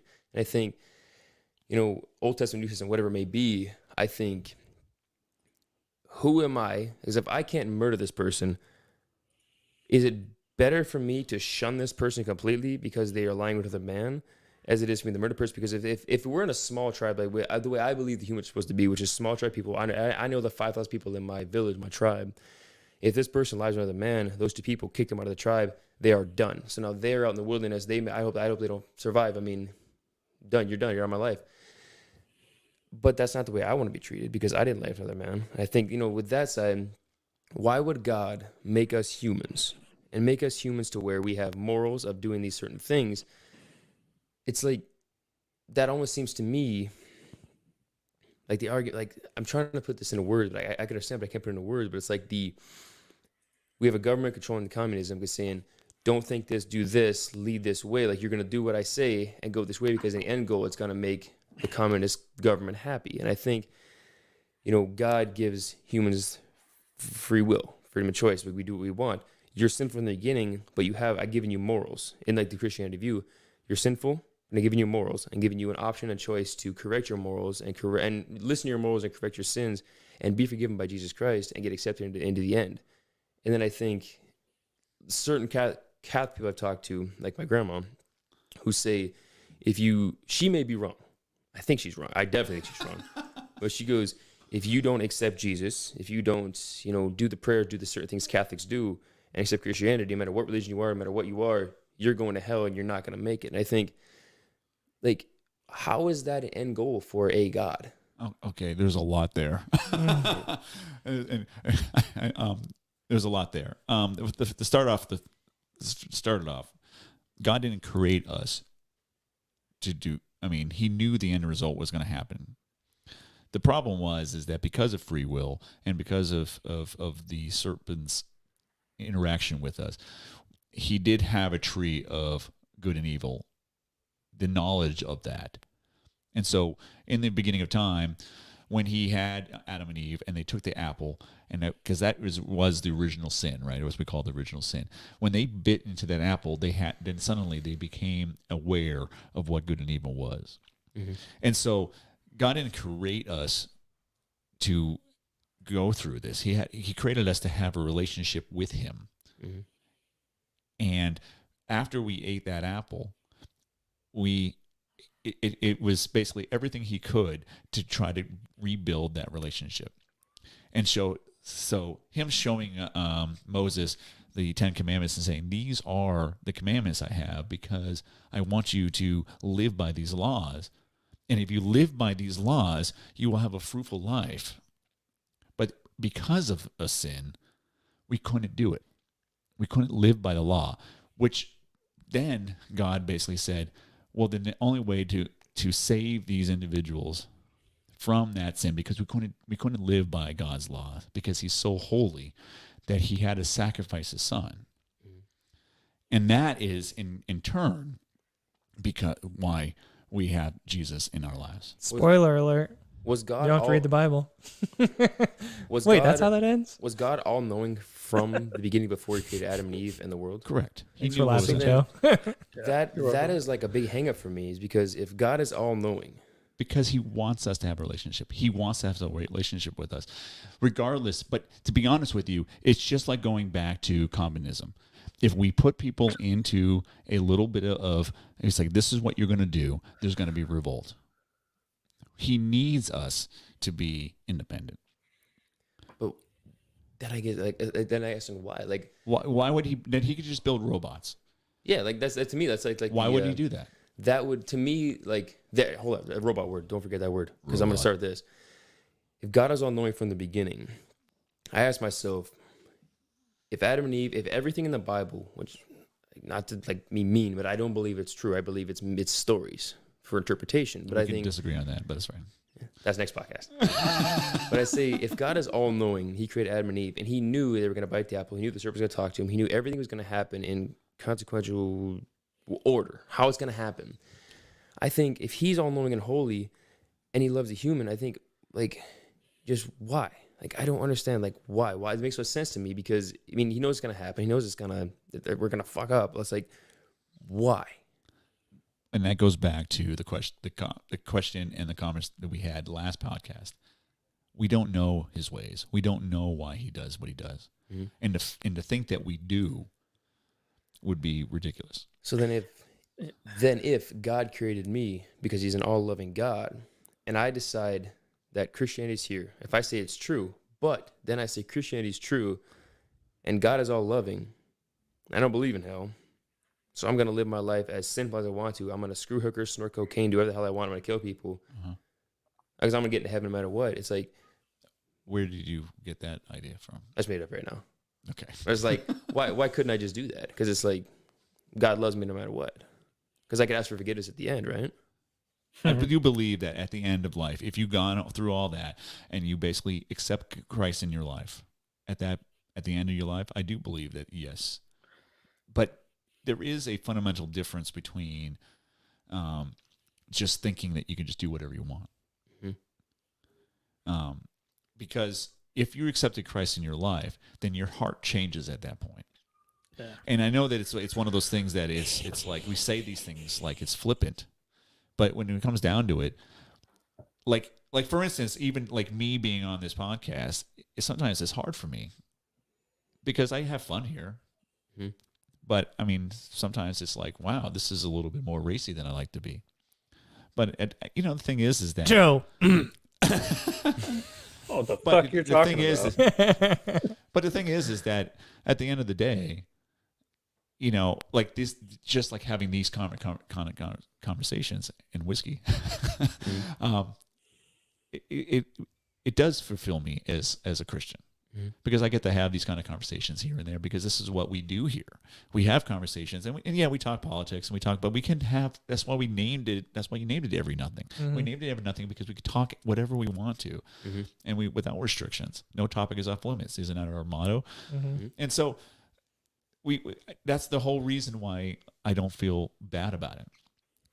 Because I'm sitting there going, I can still profess that Christ is our Savior, and I can still maybe even help some people along the way. Mm-hmm. But when it comes down to it, you can't. If you're gonna live your life in sin, like your whole life, and then believe that God's like, well, you're just a worthless sinner, and even at the end of the life, they don't ever. If they never come to Christ at the end of their life, then I don't know what to tell you. They're dead.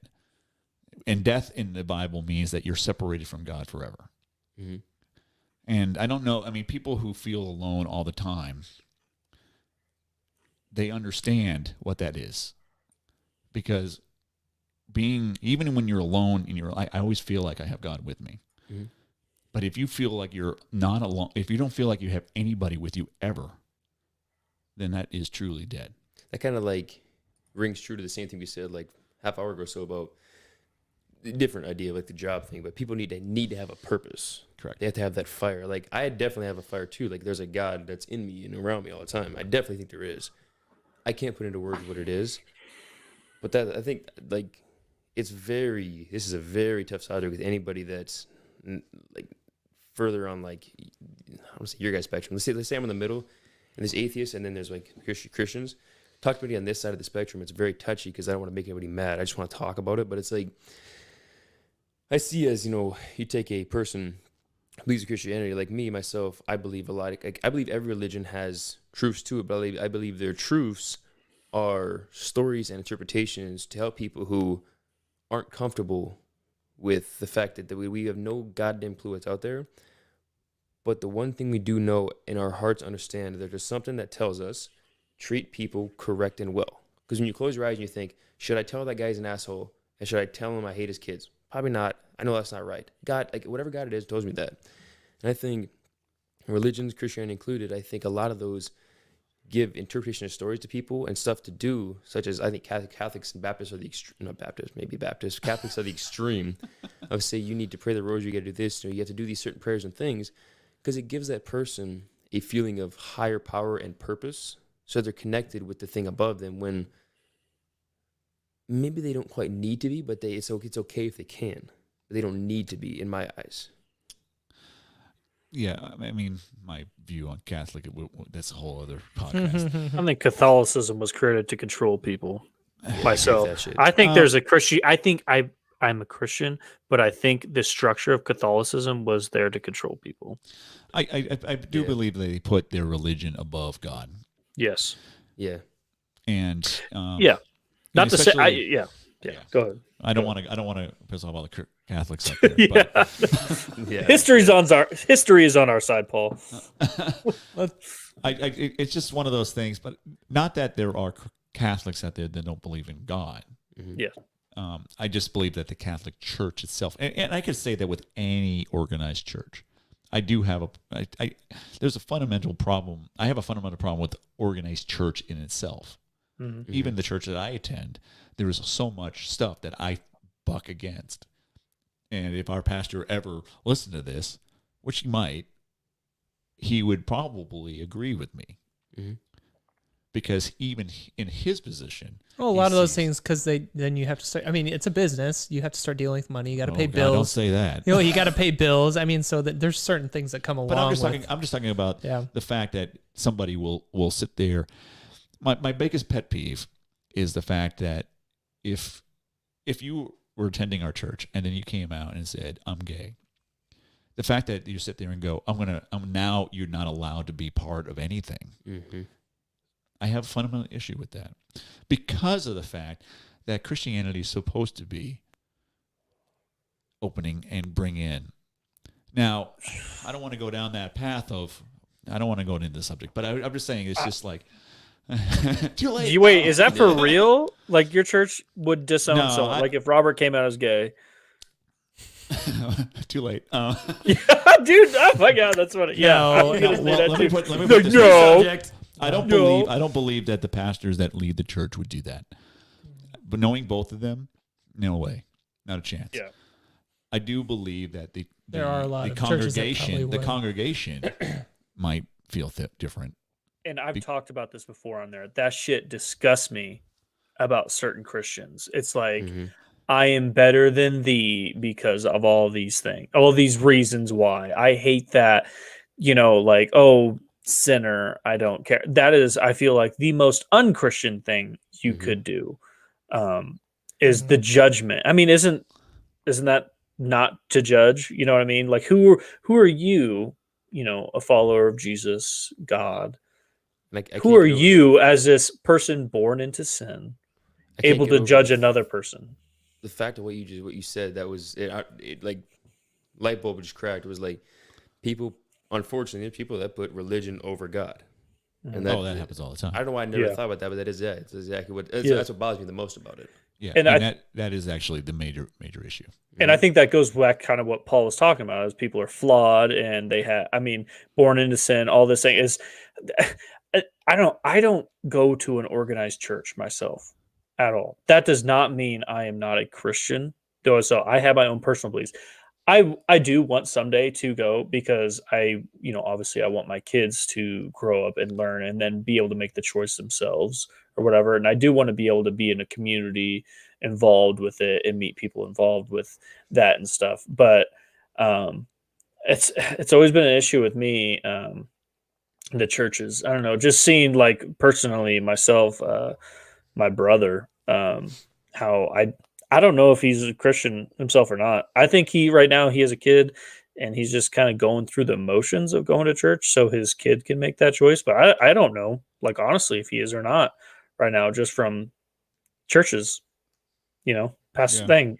So that's my bias, I guess, against churches, I don't know why every time, Jake, you come to the podcast, we go into the subject. I know it turns into Bible study. Bible study with Paul. I do believe that that church is important, like the body of Christ, as it were. I will agree with that because I went through a phase where I stopped going to organized church, and I it's not so much that I feel better about myself; it's that I feel better that I'm around like-minded people. That it gives me organization. I have something to do on Sunday. I get to meet people and talk about things that I probably wouldn't normally talk about. And that's definitely where I will 100% admit. I don't want to say, I'm going to say flawed. I'm flawed in it because I was at a church. I had a really bad problem at a church. Didn't want to go to that church anymore. I tried 2 more churches out. And I just had this bad taste in my mouth about people that went to church. And I just gave it up because when I think I told this last podcast too, but I'll just say it real quick again. When I was being confirmed, one of the guys that was leading my confirmation, he had put us in this thing. He goes, "What is the church?" We're like, "I don't know the chairs. What are the church? The building? I don't know the air conditioning. I don't know." And he goes, "The church is the people. The church is the people around. You can have a church group in the middle of the cornfield." Yeah, correct. And when I started hearing that, years later, I had the problem with church, and I was like, I don't want to do this anymore. And then I just had this bad taste, like I said. And from that point on, I thought to myself, like, why can't my church, because of like you guys obviously know now, like my belief in what religion and God is, why can't my quote unquote, I want to say quote unquote, like quote unquote church be me and my friends sitting around a fire getting like calm and talking about life, because we're getting deeper, because in that way when the night's done and the fire goes out, we all go home. I'm going to go to bed that night feeling like I'm connected with something because my mind is now fired in the direction of connected with that. Because if I never would have sat around and been around my own church, I could have just went and played Call of Duty all night and not give a shit about anything bigger than me. Correct. I literally was thinking of the same thing. Is Call of Duty? No. Like what Robert was just saying, what he was saying, and then Jake kind of picked up on it, is you are going to this church and it's for all these reasons, right? You can connect to a community, and church is not a building, it's the people. Right here, we're at church right now. We're connecting with each other. We're talking about these important things. Why not say your gym? You know, obviously I know you're not talking about God, and you're not I was gonna say, you're not having a loose term. Yeah. But what I'm saying is you're not having that spiritual discussion, but maybe you could have that spiritual discussion. You're not talking about Jesus or God or anything, but you can talk about, whatever. But like right here, us talking about what's the difference between this and being at church? Well, I guess you have to know the definition of church. The church is a group of people who take God's will and then bring it into the world. What's the difference between that now? Sitting around now, basically what right now is, you're right, except we're talking about God's will. And if you're questioning it all, then me, I guess, witnessing to you would be part of that. If we take the word church out of it and we just go completely just say everything we just said, replace it with spiritual organization, like just spiritual gathering. Then I guess like that's what it kind of rings true. I think that's what I'm kind of meaning more. Yeah, I think the problem is that when Jesus says we're now his church, he was thinking of that group of individuals who take God's will and bring it into the world. Mm-hmm. Like love your neighbor as yourself, doing good deeds, those kind of things. We have now taken it and said it's now this organized thing, like the Catholic Church or the Lutheran Church or the Baptist Church or the Mesopotamian Methodist, Mesopotamian, or even like just Christian churches, because there's Christian non-denomination denominations, and they all have their own little.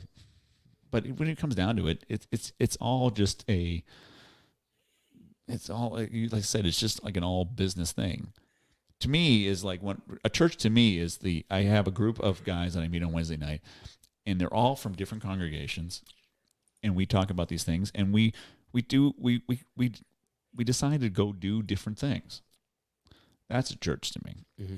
If you're a mechanic, and you and me know that Robert needs somebody that needs a mechanic, and I'm like, hey, this guy is a mechanic, and this guy is like, oh, cool, and next you're able to work something out because you're, a widow. Then that's a church. Mm-hmm. But sitting around a fireplace and just talking about spiritual things is one thing. But talking about God's plan and what he wants us to do I think the difference between just sitting around with friends around fire and sitting around going, what does God want us to do as a group, is the difference between church and just friends hanging around fire. But what if, like the big what if, big what if? What if God, in the true sense, is like, say what I believe, and say the God of like Jesus Christ, and again, what if is it's all false? And what if, say, sitting around a fire? Because we were talking about the last fire, like how a fire is kind of like the true human nature of gathering, because you do your thing the day you sit around the fire. And we can be cavemen. Yeah, be cavemen. Yeah, sit around the fire and talk about life. So what if, God is the universe, whatever I believed, and he wants you to sit around the fire and talk about random bullshit while sipping, Tullamore Dew whiskey and Crown Royal. Mm-hmm. And God's true idea of religion is just bullshitting about the craziest thing you could come up with and letting your brain, because like when your endorphins get flowing, it's called like what is called the serotonin flow. You get your serotonin flow, and then your voice just starts, or your mind just starts going, and your ideas come out. And somehow like that's what what God actually wants, is he wants you to just think of the craziest shit ever. And the next morning when your whiskey wears off and the serotonin flow is gone, you think to yourself, there's something to that. The next weekend or the next night, you do that again and again and again. And then after 10 years of that, after a generation, eventually a religion is formed upon that. But how? What do you mean how? Well, you're just sitting around a fire with a group of friends. How does it in a generation change? Maybe because, sitting around a fire, like every night sitting around a fire, I've noticed, okay, so every single time I've sat around a fire with friends of mine, we've always got into like deep conversations and something crazy. With you? No way. I don't believe it. Yeah, it's rare shit. Or you're just formulating ideas. Then I think the big thing is we could say what if all day long, but there's a difference between having faith and formulating ideas. I'm not downplaying what you're saying. I'm just saying there's a big difference between saying what if and having faith, and that's the difference between church and whatever else you may believe. I would also have to argue with the fact that the Great Commission is the fact the church needs to go out and do something. Mm-hmm. Sitting around a fire and theorizing everything is not. It's great for the group as just like doing a Bible study. You're theorizing things and you're talking about God's plan and different God's aspects of God's purpose in different people's lives. But your goal is to not just talk about it, to actually go out. And the whole point is going out and doing something about it. But what if I've sat around the fire with two of my friends for a year now, and then I go, let's say it's in today's world, there's no religion, I go to a podcast, and then a podcast, we have 50 listeners, and then us four. But that is people, going out and doing something. See, because you shouldn't, I don't think anybody's going to sit by a fire and not meet with people in their life. It's going to happen. But I think, going back to like faith versus just, kind of bullshit around a fire, I think to myself, where did a lot of Christianity come through? And this is kind of weird, but like in my eyes, Christianity came from Christ theorizing and like thinking things. And like to me, like the burning bush and a lot of the stories, like I said, like what's the word I used? Like idea, like I don't know. Analogies. And it's like a thought of like, hey, there was a burning bush, and like how I think they said in the Joe Rogan podcast, what if the burning bush was somebody on DMT or mushrooms, and they saw that, and they don't know how to actually explain that because they had no idea what they ate. It was an ergot fungus that had LSD on it, and they go, it was a burning bush what God did, and maybe that was God's plan. Mm-hmm. But I think that's just so you're basically trying to. I'm gonna basically you're truncating God down to mushrooms. Is that what I'm hearing? That is part of it. Yeah. Okay. And where did the mushrooms come from? Not mushroom. Where did the mushroom theories and stuff build from? It was the people that eventually got together at night. It's people trying to figure out who God is. Yeah, over a fire, and then over generations, it spread, and then eventually somebody put in a written word, and then thousands of years later, the only thing I would say about that argument is that for 2,000 years, those arguments have probably been happening, except that the one fundamental belief that God exists and that Jesus is the Savior has never wavered for 2,000 years or plus. And I would even say before that, because of God creating the world. Wait, say that like as in nobody's like it's never been refuted or... Well, no, every time everybody tries to like debunk the Bible, it doesn't really pan out. What? Like faith has remained constant for a long time. Yeah, but you just said anytime someone's debunked the Bible? They're trying to debunk the Bible. So trying to, like what I'm hearing from you is that they're trying to justify what the Bible says by some means like mushrooms or whatnot. Mm-hmm. All those things have probably been happening for generations, for thousands of years. But hang on, what if we know that the last century in our humanity, our technological advances have been extreme versus what they have been in the last 1,000 years. Correct. And I think you take somebody who understands, not physics maybe, but like chemistry, and understands maybe drugs and psychedelics, and maybe understands the human psyche and how this works. And, 700 years ago, somebody said, no, Jesus ain't real, it's Thor. Or it's, whatever the hell is Zeus. And the only belief they had was because they said, nah, I just want to believe it. Screw you, I don't believe this. But today, I think there's a lot of, evidence pointing to the fact that, like the stoned ape theory, it's kind of a joke, but I think there's a lot of truth that could lie in that. And I think a lot of religion, in my eyes, comes from psychedelics and people that were theorizing that came to fruition in written word, and that's what we believe now. And I do think a lot of Christianity is brought from belief of how we interpret the world and universe of what it is. And it's how people have something tangible to hold on to. And I think to say the Bible's never been proven wrong, I can't prove the Bible wrong. But I also don't fully believe somebody can 100% prove the Bible correct. Okay, so do you believe that Jesus is real? I do not. You don't? Mm-mm. Okay, there is like documented proof that this guy exists. Not just the Bible. I'm talking about other, from Roman. I should break down the word real. I think he walked on the earth, but I don't believe. You don't believe he's the Son of God? Yes. Okay. I don't believe he rose from the dead. I think he was here, and I think he was a touch person, but I don't think he was like the other virgin. Okay. Well, be careful what you say, Paul. No, Jewish people are listening. Yeah. Well, I mean, and so is Mel Gibson.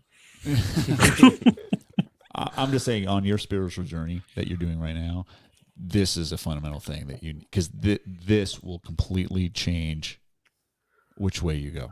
Mm-hmm. And the only thing I can say for you is that is really the question you need to answer for yourself. Mm-hmm.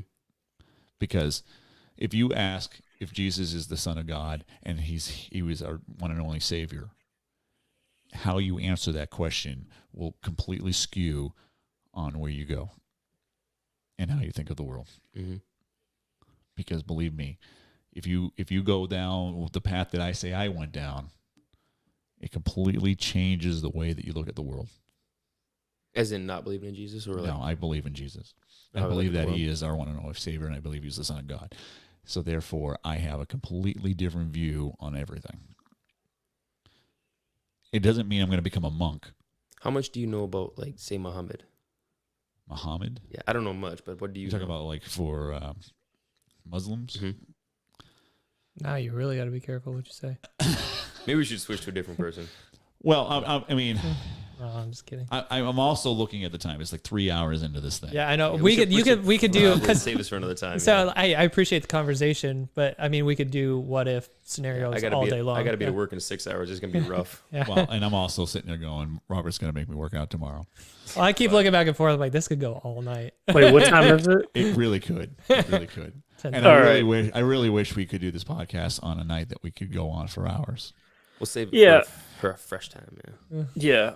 And God, I just want to get you on again, Jake. And like, I don't know. We can just Conspiracy Corner, EveryNothing Podcast. It'd be a special episode. The Conspiracy Corner. Joe Rogan MMA show will have a conspiracy show. Yeah. Where we just talk about just the dumb shit that we love and believe. Yeah. Well, we do a deep dive. I mean, I say quite a few. We have 4 people on, and we got up to 8. Yeah. I do appreciate you guys hanging out with us. I mean, bearing through this shit. Yeah. God, we talked about a whole range of shit tonight. Yeah. I know. Well, yeah. I think when Jake and I get together, it is always going to. I did a lot of listening the last 45 minutes, but it was good. I think it's good. I know, dude. What I'll say, it's freaking good that we can talk about it and not want to throw fists. Why would we do that? Because people do it. Oh, if I was there, you'd catch these hands, motherfucker. It's a good thing I'm in Colorado. Yeah, no, I was thinking. Well, stay in your blue state. Well, Robert was just saying, "Fuck off." Well, you guys are purple state now, bitch. Anyways, no, 2/3 as red. Majority rules, that's baby. Purple. Anyways, democracy in its finest. Yeah, that's not how the That's electoral fucking votes Omaha. work. They always vote that way. Yeah, Omaha's not real. Anyways, what I was getting at is what Robert was just saying. Like last 45 minutes, Robert and I are just like, and I was just thinking during that time, Robert, I was like, look at what we created. You and me. Look what we did. It's like we're on our own show and we're not even talking. I thought it was super interesting. I'm just giving you guys shit. I love that conversation, that deep thought of everything, and it can go forever. Yep. It's good. Yeah, but I think it's sleep around here. Yeah. Slipknot. Yeah, I think everybody's tired now. I'm definitely, and I had a lot of. I switched from beer to Crown Royal Peach, and I've had at least 6 or 7 shots. You put a dent in that son bitch. Yeah. I watched him open it. Anyways, let's wrap it. I appreciate everybody hanging out with us. If you're on YouTube, please subscribe. If you're on Facebook, like and share this so we can push on this stupid show for everybody else to watch. If you're on Twitch, follow us. Twitch, Instagram, Facebook. That's where we're at. Yeah, all YouTube. And those are the 4. The descriptions below has all our social media. I believe we have Jake's stuff on there too. So if you're in Fremont, come do CrossFit. Yeah. Whoop. Yeah, and come do CrossFit because I'm doing it tomorrow, even though it's 10:40. Oh my God. Yeah. And I drink a lot. He's gonna make me do a billion hang clings, and I hate him. Yeah, we need to hurry this up. My pregnant wife is gonna fucking kill me. We need to hurry this up.